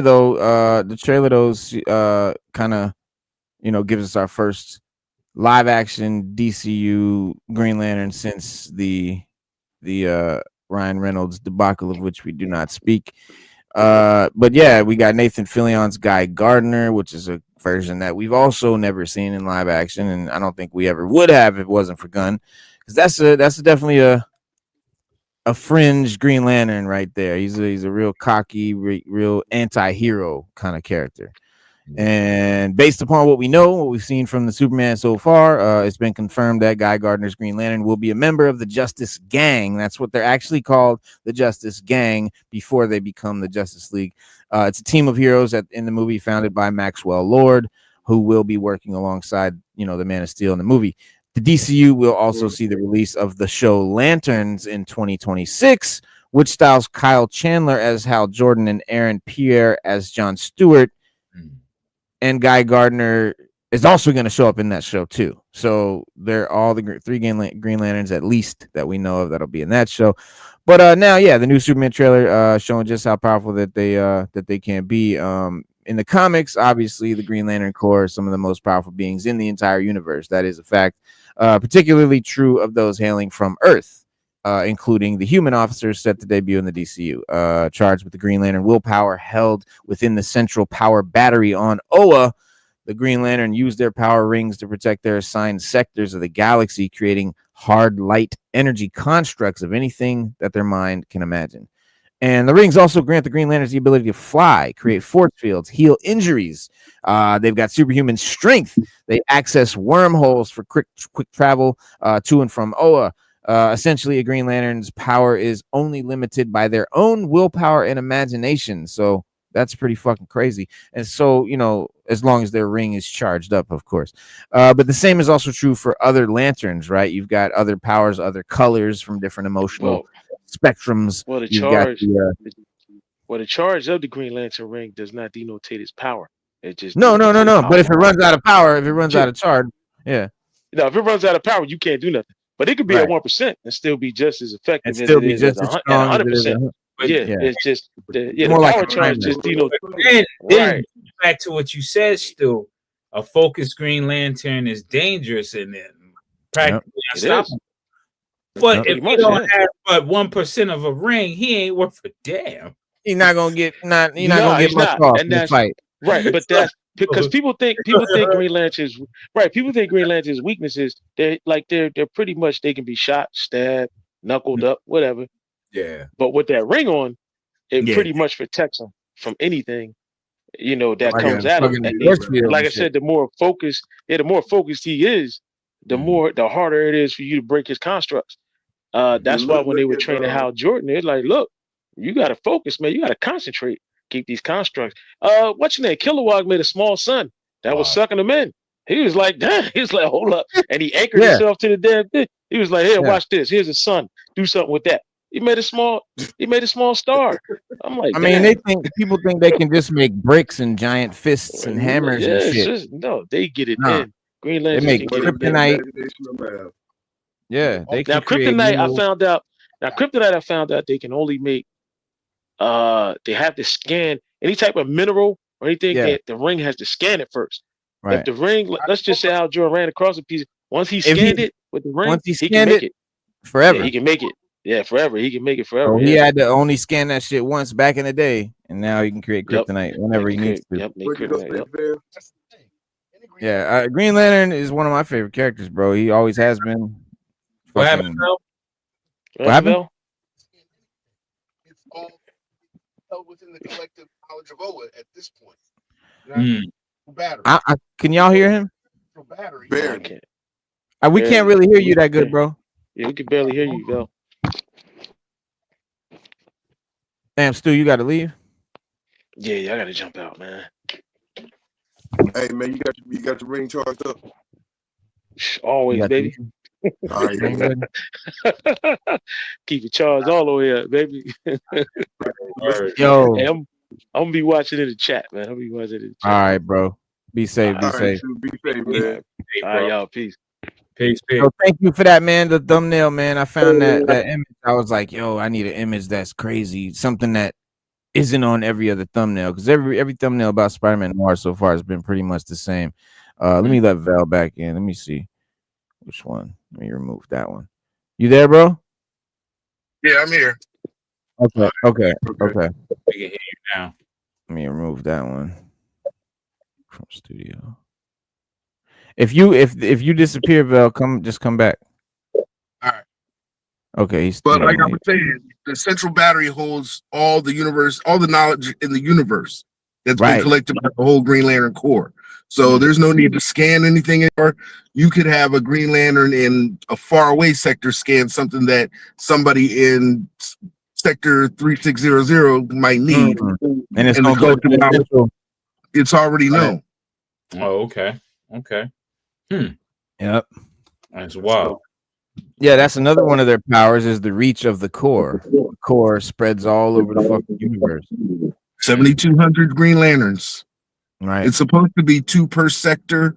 Earth, I believe, has 1, 2, 3, 4, 5. 5. Atrocitus. Yeah, Atrocitus. No, not Atrocitus. Atrocitus is the leader of the Red Lanterns. No. The Watcher said that there's a rumor that Atrocitus is going to be in the Lantern show. Maybe. I know Sinestro's in there. Sinestro, yeah, we definitely we got the casting and all that for Sinestro. He's definitely going to be there. They already alluded to the Guardians being there as well. So Red Lantern arc. This is the end of the Hal Jordan life cycle. I mean, dude is 60. Like, yeah, and if the DCU is successful in everything. You know, this is chapter 1, Gods and Monsters. If it's successful, there'll be another chapter, just like how Marvel has phases. Yeah. And so, y'all hear that? Yeah, a little bit. Little reverb, or is that me? Oh. But the Lantern show is gonna be based on kind of like the True Detective show on HBO. Hard traveling heroes without Green Arrow. Just gonna be John Stewart and Hal Jordan. Right. That's what it sounded like.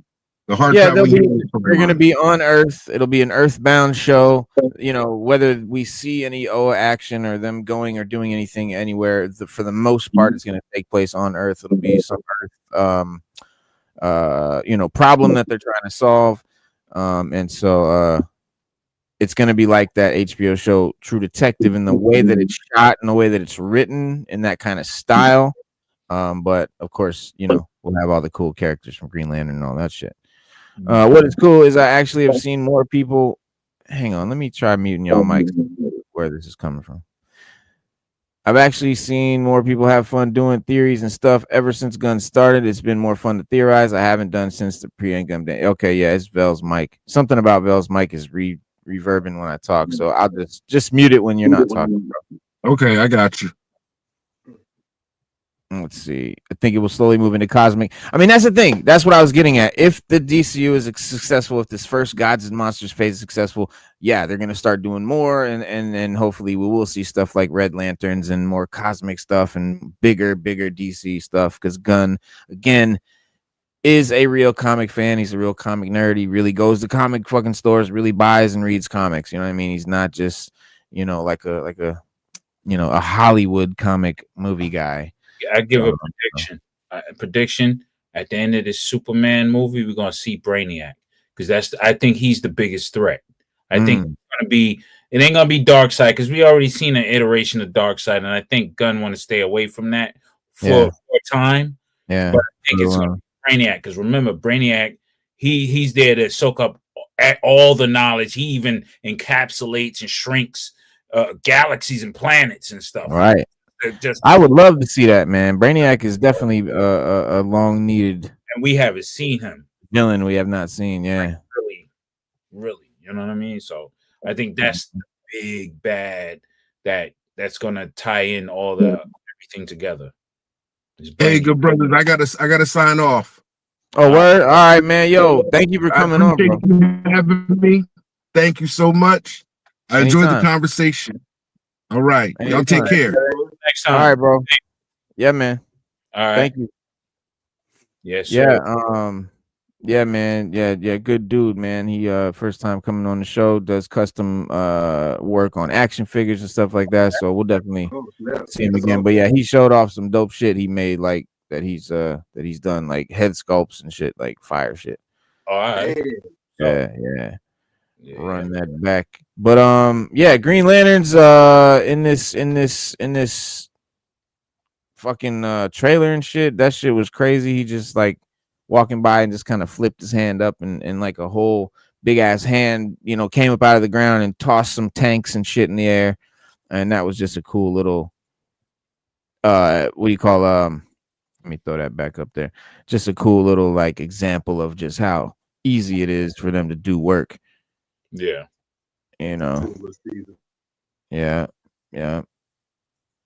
And but yeah, I think it's our best look yet at how powerful the Green Lanterns will be in the DCU. And it's just a brief shot, him just sort of casually walking past and tossing some tanks and shit. But that's just naturally the flippant attitude toward the soldiers 100% fits the arrogance of Guy Gardner in the comics. That's how he really is. He's just really kind of like that kind of asshole, but in a cool way. I like the anti-hero character. But the shot also helps quantify just how powerful the Lanterns are going to be in this universe, especially with Gardner set to take out this whole platoon with just one lazy wave of the hand. And one can only imagine how strong they will be, when they really are trying to do work. And when you have like OGs like Hal Jordan, and what we get to see in Lanterns So yeah, this is crazy. Like if Guy Gardner's doing that, you know, Hal's gonna be nuts. Jon Stewart, crazy. What do y'all think gonna be the like the roles of like Mr. Terrific and Hawk Girl in the Superman movie? Like, and how big do you think their roles would be? I think with Mr. Terrific, he's gonna be the interplanetary dimensional guy. You know, if they need to go to a certain dimension or somewhere, he's that guy. You know, right. Hawk Girl, she's probably looking for Hawkman. I don't know, honestly. I mean, right. I think she may play a pivotal role, but it remains to be seen. You know, it's just like we definitely got to see where Gunn is aiming it. Is he going with Legion of Superheroes, or is he going with Justice League Europe? What's next? We don't know. Yeah. Well, there's 4 pillars that they've got. It's going to be Superman, Batman, Supergirl, and what the fuck was the 4th one? Was it Wonder Woman? I no, I don't think it was. It was shit, help me out, Watcher. It might have been Green Lantern. No, maybe. Yeah, I think so. Would have made sense. Yeah, that would make sense. So that's that 4 main. So like the 4 main, yeah, right. Like the sort of cornerstones of the universe of the multiverse, or in this Hollywood version of shit. But just like how in MCU you had Spider-Man, Iron Man, and Cap, and Doctor Strange or some shit, right? Yeah. But yeah, here I'll show you right there. Here. Yeah. All right. So this is what he's referring to. Warner Brothers reveals DCU revolve around these 4 iconic superheroes. Warner Brothers CEO David Zaslav revealed which 4 characters will be critical to the future of the DCU, possibly hinting at what is to come. And you've got these 4. It is Superman, Batman, Wonder Woman, and Supergirl. Yep. Okay. Yeah. Okay. Superman and Batman have always been big priorities for Warner Brothers. Yep, the studio is going all in on Superman 2025, kicking off massive marketing campaign modeled after Barbie, which specifies about the DCU's Batman's film. The Brave and the Bold remain up in the air. Specifics. It is clear that the franchise building around the Caped Crusader. Clayface, a feature film based on one of Batman's villains, is set to open in theaters 2026. Meanwhile, previously announced Teen Titans will likely feature a version of his sidekick Robin. Batman himself was teased in Creature Commandos, being tied to the character Dr. Phosphorus origin story. This also doesn't include the long-delayed The Batman Part 2, a separate project from the DCU, but still very much happening. Warner Brothers notably does not have a Wonder Woman project in development, but they canceled Patty Jenkins' planned Wonder Woman 3 movie and decided to pivot to an Amazon prequel series for HBO called Paradise Lost, which would be Wonder Woman-less since it was set before her birth. Her presence in the DCU which again I think is such a waste. Why are we making a show about characters that are not in the DCU? Like, what the fuck? It's why are you just make the shit about Wonder Woman? I don't need a whole series about a prequel to Wonder Woman.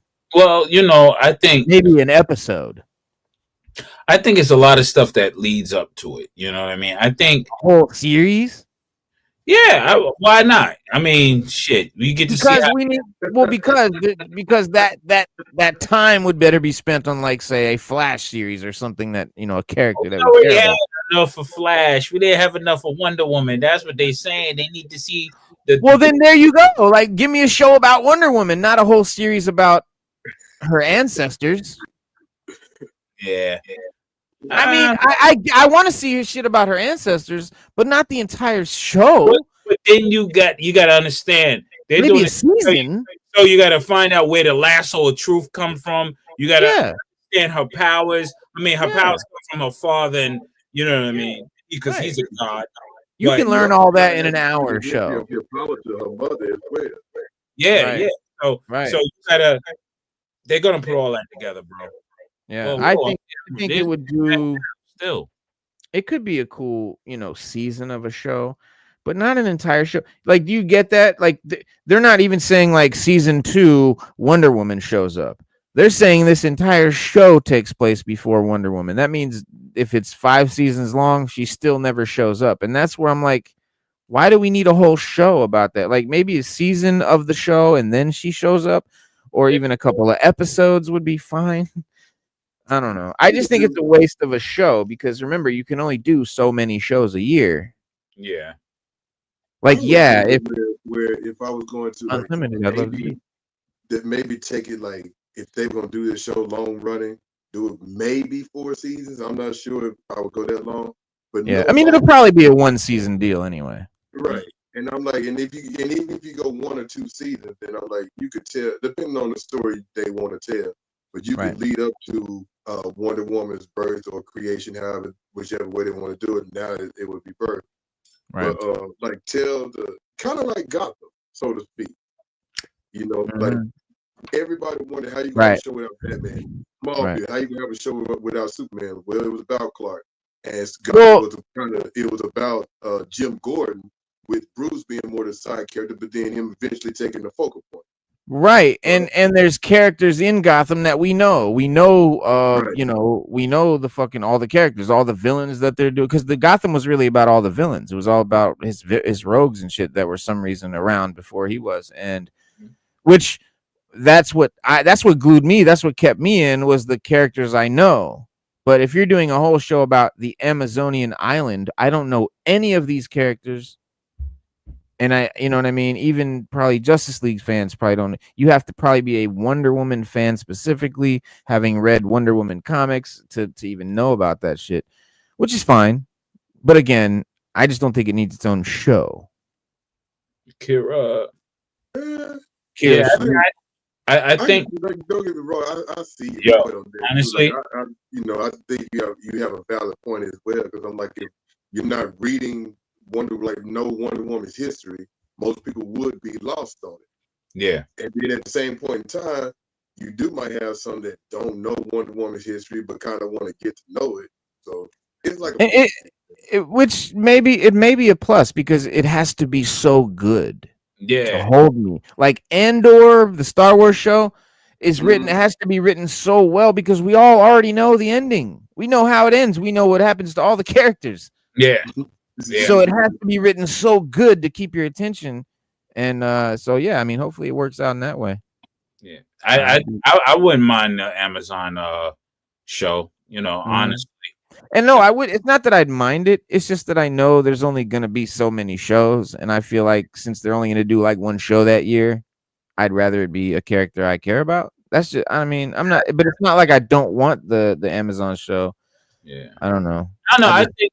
Sometimes you want something off from the shit already. Right. You want something interesting that you could say, oh, when I see the movie, then it ties in. Oh, this is why her attitude is this way. This is why she has this, infatuation with doing this, because this is a culture or whatever. I'm the devil's advocate, so No, but you're right, because like if you had told me, let's do a show about Cassian Andor, I'd have been like, no. What? Fuck out of here. Yeah. But then it turns out to be the best Star Wars show fucking ever. And I want to see how she gained the lasso of truth and all that on the screen. I want to know what's up with the gun. I don't think we're gonna get any of her origin in this. It's not gonna be about her origin. Because remember, that stuff was bestowed on her. Yeah, that wasn't just for her. All that stuff. Yeah, like I guess what you'll see is who used that bitch before her. That's what exactly. That's what I was trying to see. That I want to see the origin of those things. Like, okay, there has to be a champion before a champion, because that's their culture to have champions and warriors. So, let's see who was before Diana and who's before that person, and like, I think that'll be interesting to see it. Yeah. And no, and it's not about not doing a show about Themyscira. It's just about not doing a show about Themyscira without Wonder Woman or ever, you know what I mean? That's what it's not what I'm I'm not writing it off. It's just what it's what makes me leery about it. It's Wonder Woman, but yeah, it said before birth. It says her presence in the DCU was teased in Creature Commandos, but no solo project or star has been approached to play the role. In addition, a previously announced Wonder Woman game was canceled. With no Wonder Woman centered project on the horizon, it doesn't sound like on the surface that Warner Brothers has any plans for the superhero.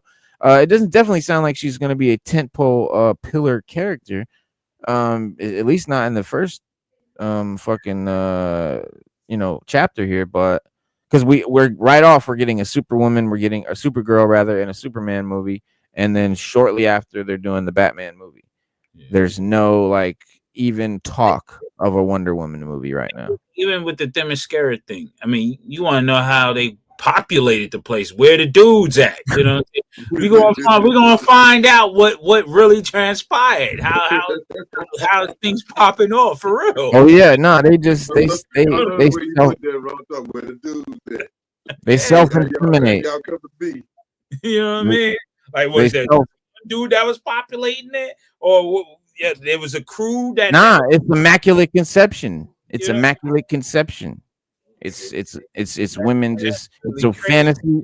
It's a woman's fantasy world where they just get pregnant and have babies without men. And, so now you're talking. What was that? That Star Wars joint. What was it? What was that Disney Plus Star Wars joint? The Acolytes. Acolyte. Yeah. There you go. Come on now. Straight up. Don't put no stain on Wonder Woman like that, bro. Man, that's yeah. Come on. It's scary. There's a difference though. Yeah. It'd be interesting. I'm excited for Emily Alcock. They must have had some interaction with man, so people know about Amazons. So there has to be some interaction even back then. And stuff. So, well, they talked about Ares and all that shit in the first movie. Yeah. So I never really watched that first Wonder Woman movie. And I watched it the other day, and I was like, "Oh, this shit is good." Yeah. I saw the second one, and the second one was ass. Yeah, don't watch the second one. You should have asked me about that when I would have warned you. Like, don't watch the second. I saw the second one first, and it made me not want to see the first one. But the first one is dope. Watch the first one. Don't never watch the second. The second one like Spider-Man 3, man. Yeah. Right. Word. Yeah. But it's very cinematic. And one thing I think that like Val was saying about the sort of mysticalness or like essence or whatever have you of Superman movies and shit like that, like that vibe. It's a cinematic thing that's not really Gunn style. I don't think we're going to see it in a lot of the DCU. I think a lot of this is going to be more grounded, but not, you know what I mean? Like grounded, but also, on whatever planet, you know what I mean? Like it's still going to be more grounded in the way of like shit isn't just going to be super like supernaturally. It's going to be more, I guess. I mean, I don't know. I keep saying grounded over and over, but it's kind of like the perfect word for it.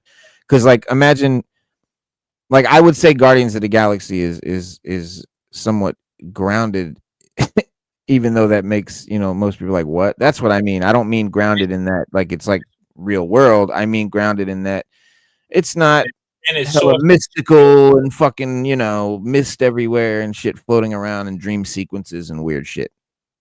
And it's definitely not like fucking like, yeah. And it's not epic. It doesn't have an epic vibe. It's not epic. Gunn doesn't do like epic shit. His shit is not on an epic scale. Even when it is epic, it doesn't have an epic feel, if that makes sense. I don't know. Maybe I'm babbling at this point. The Galaxy was epic. Yeah, that's what I mean. It was epic. It was unepic, but I don't know if it. I don't know. Yeah, I don't know because especially the second one. The second one was definitely. Yeah, I mean, Gunn can't do that. No, Guardians 2 was mad fucking epic. All Guardians to me, that whole epic, you watch it back to back and not feel any gaps. You can watch it literally back to back and not feel any gaps. Yeah, yeah. I'm thinking more of his DC shit, Peacemaker, Suicide Squad, shit like that. But his Marvel shit was definitely on that tip. You know, you had, you know, gods of Thor and all kinds of cool shit going on. So that was yeah, because he can do it. The DC stuff he did was meant to be intentional in that manner, I believe, coming from him. Like it was meant to be on a smaller scale or a real a group, tight knit group type deal. Whereas in the Marvel universe, you had to come in epic because everything was leading up to the end game and all that. So everything had to blow everything out the water. Everything had to be big in scope. Whereas DC, you didn't have to go big in scope. The only big in scope thing was what Starro. That was the only thing that was truly big in scope. Yeah. But it happened in one area. Right. So and it was a monster. It wasn't like I mean, it was and I've said this sentence many times on the show. Literally that sentence, the Supergirl movie is gonna be peak. Because that one I think is gonna really feel almost a little bit how Guardians 2 did in you know, like when they went to Ego, the planet, and all that. Because if you think about that Supergirl comic, she's floating through space and the cosmos and experiencing all these weird aliens and weird alien planets and just cool shit like in space, and that's what they're literally adapting in this movie. So it could be fucking could be so good. It could be so epic. And if he does it like Guardians 2, I think it's gonna be one of my favorite movies. I love things like that, like the galaxy and you know different aliens, because you'll look and it's eye candy to you. Like, what? I wonder what type of alien is that. I wonder what that power. You know, so like a Star Trek. Star Trek really started all that off. Really, I mean, well, let me fall back. It wasn't Star Trek that started, but it enhanced it. I'll say you got Flash Gordon was the first, basically. Well, yeah. Flash really, Gordon. You know what I'm saying, but Buck Rogers and shit. Yeah. But if we really go into it, it's definitely Star Trek that gives you a sense of different aliens with personalities and cultures. Yeah. Where Star Wars, they didn't really tell you the cultures behind the aliens. They were just there. You just knew the aliens that was presented to you. Right. True. So Supergirl, we're gonna get to see that different in Star Wars, the aliens weren't just one thing that kind of it kind of always bothered me a little bit as a kid about Star Trek was that all the aliens in Star Trek were literally just humans with a different face or head. Like their body was just a human with a different kind of face. Whereas in Star Wars, aliens were crazy, different shapes and all kinds of shit. You had weird looking shit, like all kinds of shit. Like, you know, if you go around on different planets, different type of atmospheres and environments and shit, it's going to grow all kinds of shit. Everyone isn't going to just look like a human. At the same time, my dad, he has a little bit, his argument is that if you have these planets that create intelligent life like Earth, and it's, you know, all the shit that, you know, is necessary to create us is on Earth, it was probably going to be on these other planets, and everyone's going to kind of probably look pretty similar in a way. So you have both, you know, advocacies there, but that was the big difference to me. Was Star Wars, the aliens were not just humanoid, they were just whatever shit, you know, you imagined.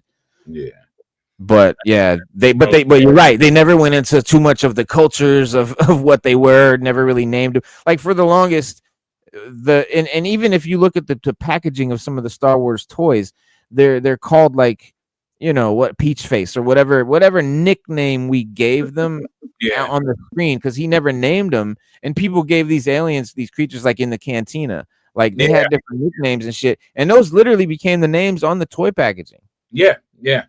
So there was no sort of background. They were literally eye candy. Star Trek was definitely more of a cultural, like creating the culture and all of that. But speaking of like sci-fi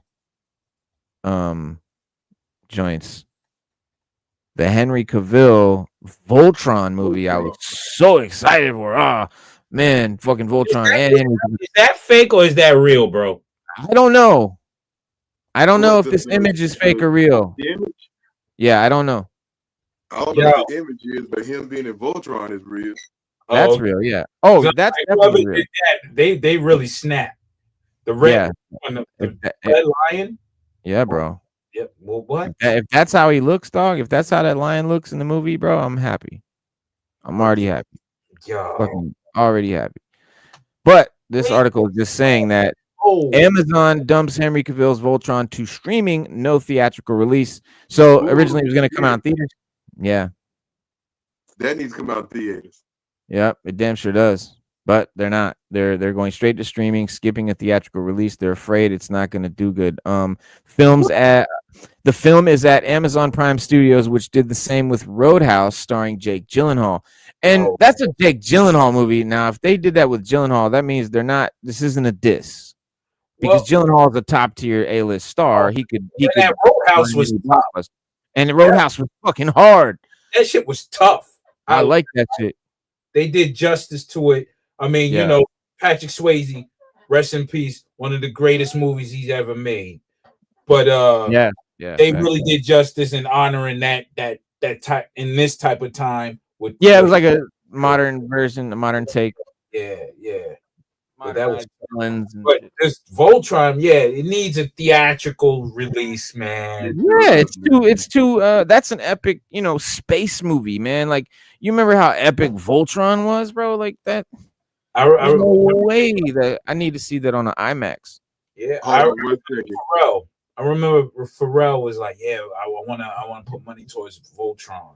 Yeah, Voltron movie, and then it died off after that. Like, I'm like, oh man, but now, but here we go again, though.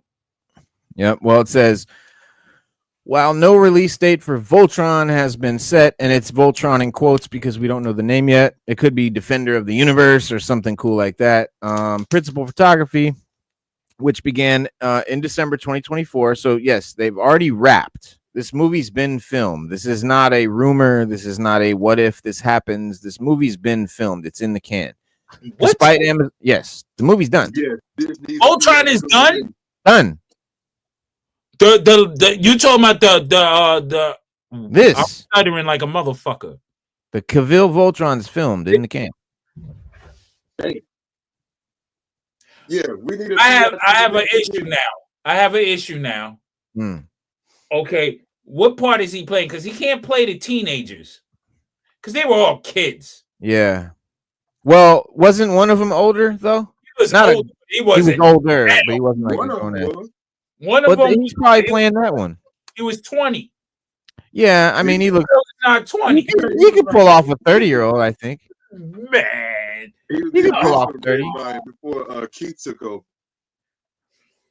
I don't know. It's tough to say, but you have a good point. I'm like, why did they pick Cavill to play this kid? I don't know. Is he going to be the oldest lion, or is he going to be which I think he's going to be like the mentor of them all, of the team. He's going to be like the team leader, or like the mentor, the man in the chair, the guy that stays home. There you go, King Alpha. Or he's gonna be the head or some shit like that. Yeah, you know what I'm saying? Like, you can't have him playing no teenager, man. That's why they're now. This brings me back to why it's going direct to streaming, because he's probably playing one of the goddamn kids.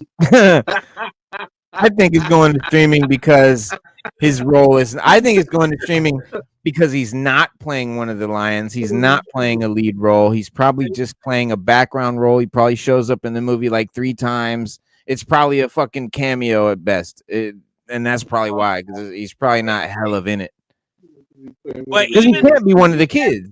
But even if he's not in it, they that's what Hollywood needs to stop doing.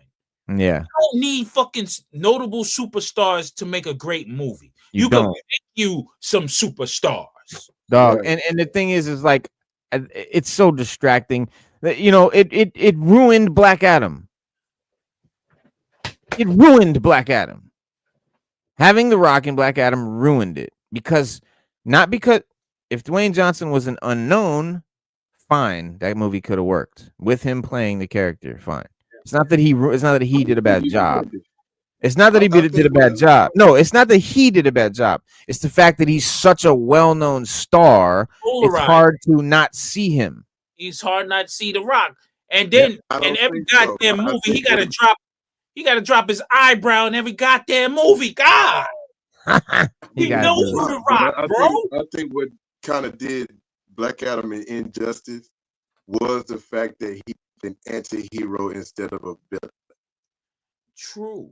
That's another thing that didn't work, and that's again because he's The Rock. I'm gonna use wrestling terminology. If he had played a heel, because The Rock can do it. If he had played a heel, the movie would have been, up here. But here's the thing: if he wasn't a big star, he would have played a heel. But because he was Mr. The Rock, Dwayne Johnson, But he should play a heel because one of his idols in the action movie played the greatest heel there ever was. Arnold Schwarzenegger played the Terminator. Yeah. And that movie wasn't a big movie. Yeah. To be fair, when he did the first Terminator movie, he wasn't a famous guy, and when he did the second one, he played a good guy. Yeah, see what I'm saying? But everybody loved the bad Terminator. When he went good, okay, you got the people who wasn't hardcore Terminator motherfuckers. They would watch Terminator. Oh, that's cool. But we love him when he's like, "Fuck you, asshole!" Like he's doing his thing. Your clothes to me now. Like, yo, this dude is wilding. The best Lions and builds the Lions. Okay. Yeah, I mean he's probably. Sorry, go ahead. I like the one movie that The Rock played a heel in completely sucked. That was Doom. If you've never seen it, don't watch it. With what's his name in it? Carl Urban. Yeah, they messed up that movie with. I mean, I like the point of view that they did, just like the video game. Yeah, that was cool, but I wanted to see Doomslayer, the real sort of mythology from the game would have been cooler. Yeah, but yeah. Like all the time, it ain't the it ain't the actor's fault. Because like when you have a shitty script, it's still gonna be a shitty script. Yeah, right. Look at this fan art. Look at the villain. Remember from Voltron? That's the villain should be. Yeah, him. Yep. I hope they do that, man. I hope they do that. He needs to be the villain, man. Like, you gotta stop trying to want to be the hero because you're not everybody's hero. G in real life, yo, you know what I'm saying? Be a villain. Villains are the best. Yeah, the villains are the best, man. They make the movie. If you don't have the villain, why you have to be the villain? And the villain has to be the maniacal.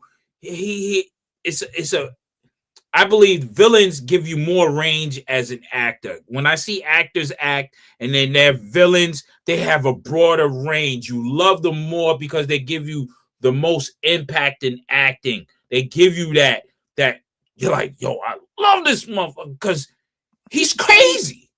Yeah.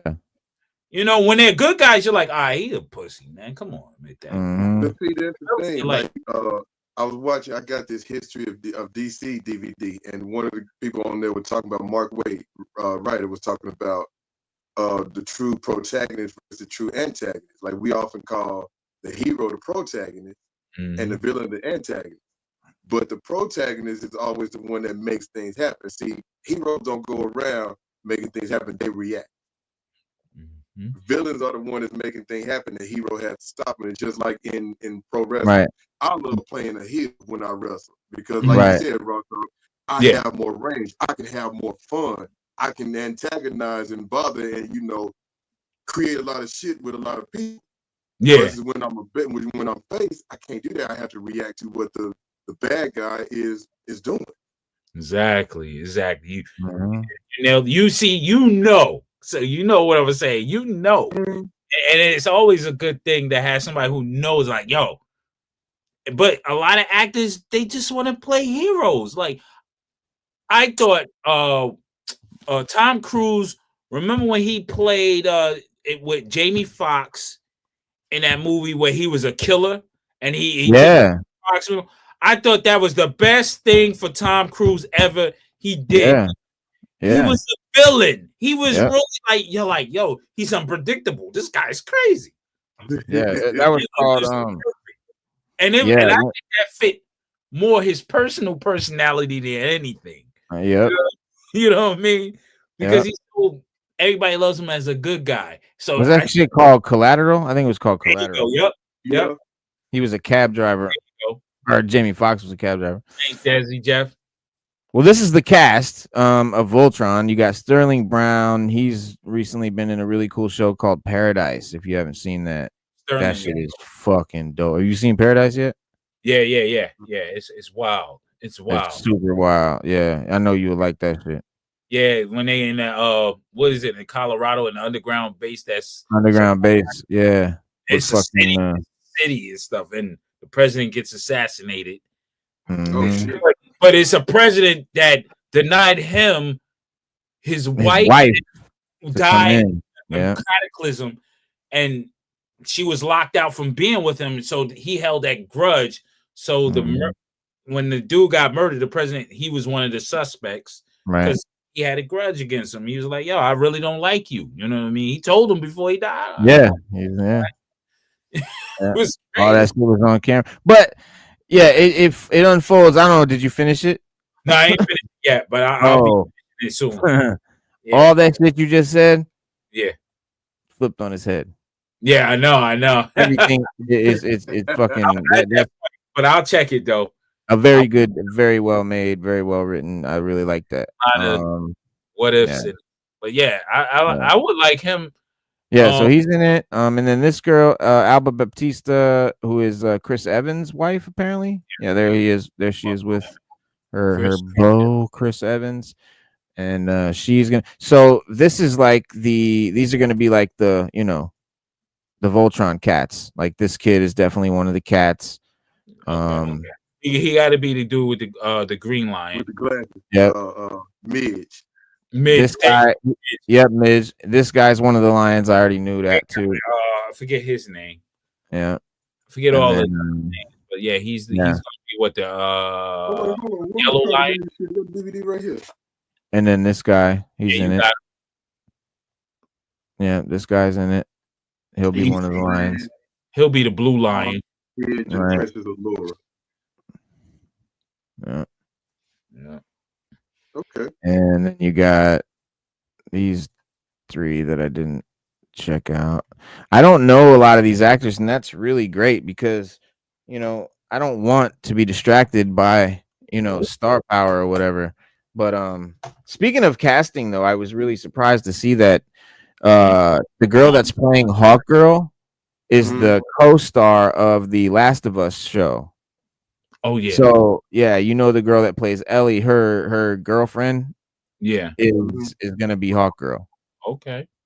Yeah, she's really good. She's really good. I liked her in what you call it, Last of Us so far. So that's cool. She's not a super big star. Like that's what I like when they're not super big, but I've seen them in something. That's what I want. You let them get big. You let them put on the greatest performances. Right. And then she's in it. The underdogs are the best, man.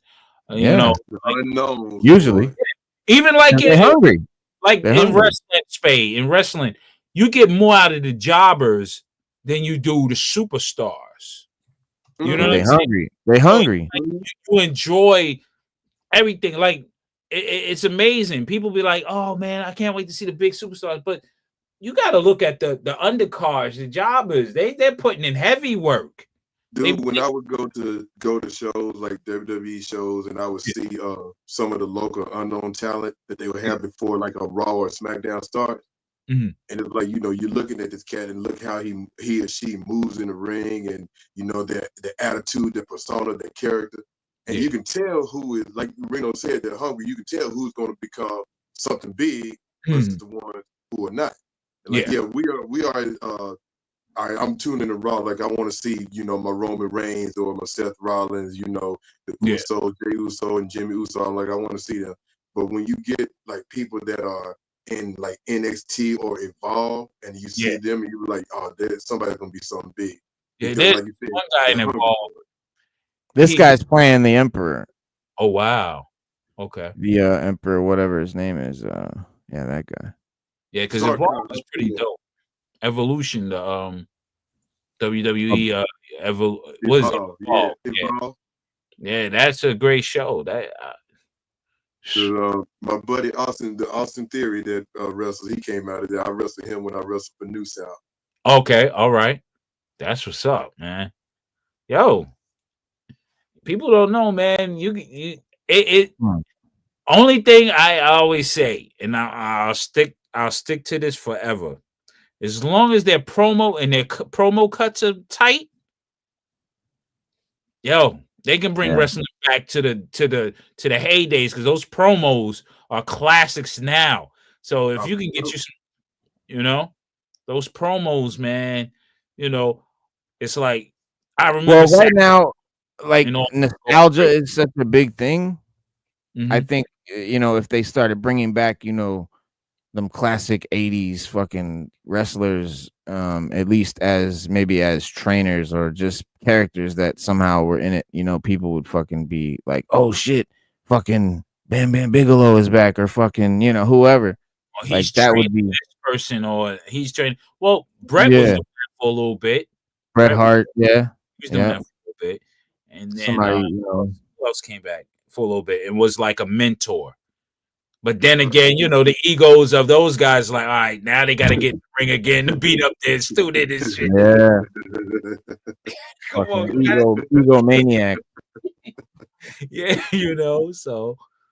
But it's good to have a healthy ego in wrestling. I mean, I guess in kind of anything, too. Like I want top dollar. Mm-hmm. Yeah. Yeah, man. Yeah, but that's, That's pretty much. It might not be so bad going to streaming, but I still want to see Voltron in theater. So. Yeah. I mean, I think it would be way better in IMAX, something like that, especially if it's good. If it's blaze a sword and stuff like that, man. Come on. It could end up being total ass a lot of times. What you call it? Live action adaptations of animations are hit or miss. Sometimes they're great, sometimes they're shit, sometimes they're in the middle. It's hard to say. You can't just judge it.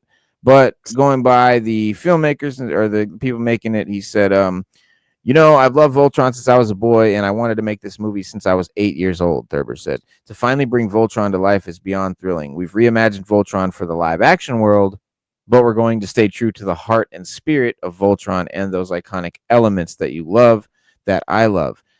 He added, it's taken us 40 years to get here, but I promise you it will be worth the wait. All right. Don't make it like Dragon Ball Evolution. Right. This is what bothers me. We've reimagined Voltron for the live action, and we're going to stay true to the heart and spirit. When you hear we're going to stay true to the spirit, that means it's not going to look like what it's not going to be recognized. It mean it'll change a bunch of shit. They ain't gonna shoot out road beasts and coffins and shit, man. As long as he looks somewhat like this, and the cats are there. Like if they make it where there's no cats, they're just machines, and if they try to over cinematize it like that, I'm gonna hate it. And if they don't bring in the catchphrase form blazing sword, I'm gonna be pissed. Exactly. Right. I want to see that sting on. Yeah.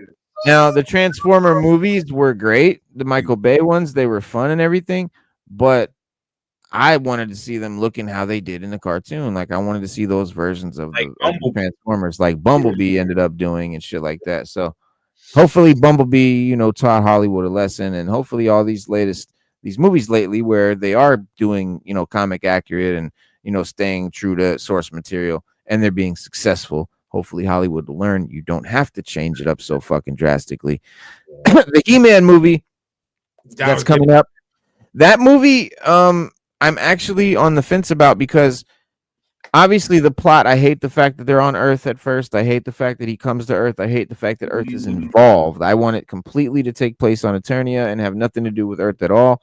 But Hollywood feels they can't pull off a movie like that and have it be blockbuster successful because it won't appeal to everyone. It'll only appeal to like sci-fi heads or fantasy heads or people that like that kind of shit. And they think that putting him on Earth first is going to draw in the casual audience, which in a way they're right about that, but I don't feel it's necessary. I don't think it's I don't think they're right about it. Well, no, they're right about the fact that the average idiot out there that doesn't know shit about these IPs or anything, they're just gonna like see something that they can relate to. They're just drooling idiots. They don't. Oh, I don't have the fantasy stuff, man. It's too that nerdy stuff is for the birds, man. But I can negate that with saying Lord of the Rings. Yeah, exactly. That's my point. Like, that's what I mean. Like, you can do that shit and do it blockbuster, and it can be fucking huge. But Hollywood shies away from that. They really try to not do it, and it sucks. That's all they had to do. My thing is, you got like y'all were just saying, people, the casual audience or whatever, quote unquote. But I'm like, how many of these idiots in today's generation, like we're Right. not late 30s, 40s, finna be 50s, whatever. Pretty much everybody that is our age know who the fuck He-Man is. Yeah. So it's Right. like, why not just make the movie for that generation? And like, you can tell the younger folk who don't know because they don't research shit no more. Yes, this is how it was. Boom, show them a cartoon. Right. It's like, quit trying to bastardize everything for these little softies that are too whatever to not. Yeah, do they the don't research. care anywhere. They don't care anyway, man. I mean, They don't. That's the whole point. They don't give a shit anyway. So why are you catering to them so much? They don't care one way or the other. Like, I went to see Make it for the people that care. Minecraft. Yeah, Minecraft. I went to Minecraft. I know nothing about Minecraft, only through my sons. And it was a good thing because my sons had to explain to me things. And I enjoyed it that way because it shared, they get to share information I never had. So it's like they're teaching me. So it was like a reversal in a way. You know what I mean? So that was dope to me. So I enjoyed it. That's how it was with me with like the Sonic movie and shit. Like, my son is a big Sonic fan and shit. Like, and them movies were good. Like, yeah. And but I probably wouldn't have seen it if it wasn't for my son. But you know, it's like Sonic is like mainly, a character that we think of as like from our generation, but they still make Sonic shit now. Like, my son grew up on Sonic games and Sonic cartoons and comics and shit. So, a lot of these things, but shit like He-Man and Voltron, they really never left the 80s, not in any successful, meaningful way. And so I think that if you're going to make these movies, it should be more with the people in mind that actually cared about that stuff when it was popular and made it popular. And the reason that you're making this movie now, like, you should, it should be more for us. And yeah, of course you're going to have some shit to appeal to a younger audience. Obviously the actors are going to be young. Like, it's, you don't have to like Spade said, bastardize it all just for the sake of someone who doesn't know about it anyway. That you're not doing anyone any favors. Like, it's like with the Acolyte, they didn't, like, the people that you're making that for don't give a shit about Star Wars anyway. So why don't you just stick to the content that we know, make us happy, and then you can still add in all the other shit that you want for, whatever audience you're trying to go for, and it will still be just as good. Like, you didn't have to change anything, and that's the weird thing that I'll always never understand. I will say this: story, people gonna see it. Yeah, I'm gonna say this quote. I'm gonna make this quote on this channel. Corporations and greed are the cancer to culture. Ooh. Boom. Say that again. Corporations and greed are a cancer to culture. Yeah. Exactly. So that's what you have. That's why they make these silly ass movies. Right, because they're corporate. They're corporate studios. And they don't understand the culture, but they want the money from the culture. Right. Exactly. They want to milk the culture, rob the culture, take everything from the culture, live off the culture, eat off the culture, but they don't want to respect the culture. And that's just ridiculous. That's absurd. Like, that's crazy, man. That's just crazy. I'm getting ready to roll because I'm getting hungry. Yeah, me too, man. I'm about to bounce myself, man. I gotta make something to eat myself, man. I'm hungry in the motherfucker. But the new McFarlane Magneto came in. What? Yeah, that looks tough. Damn. Yeah, I like it. It's the exact same size as Marvel Legends. Uh-huh. Which makes it cool because I can literally like sit it up on the shelf with the Legends and it looks good. McFarlane made that? McFarlane made that. Yeah. Statue, yeah. That shit is dope. Yeah. Yeah, it's tough. Yeah. Yeah, for those who want the articulation, he's the expert at statues to me. And I think like if he has everything in a nice pose where you can put it together like a puzzle, then yeah. He inspired me to do my Legends up. Oh, wow, tough. That looks wild, yo. Yeah. That looks straight out of a comic book. Yeah. Thank you. Exactly. I like it. I dig that. I dig that. Hell yeah. Damn. It's gonna make me watch the X-Men anime now. I know, right? I'm gonna have to go back to like find me another job so I can start back collecting figures. and start painting them and shit. Right. Hell yeah. It's based off the Jim Lee X-Men cover. Yeah. Fuck yeah. X-Men #1. Love that. That is fucking dope. Well, look, y'all, if you're new to the channel and it's your first time on the show, we appreciate you. Hit that subscribe button. We do this every Wednesday and Saturday night about 7 p.m. Yes, and yeah, it's always a good time. So we'll see you guys next Wednesday. You guys have a good weekend. Be safe, and we'll see y'all then. Peace. Peace out.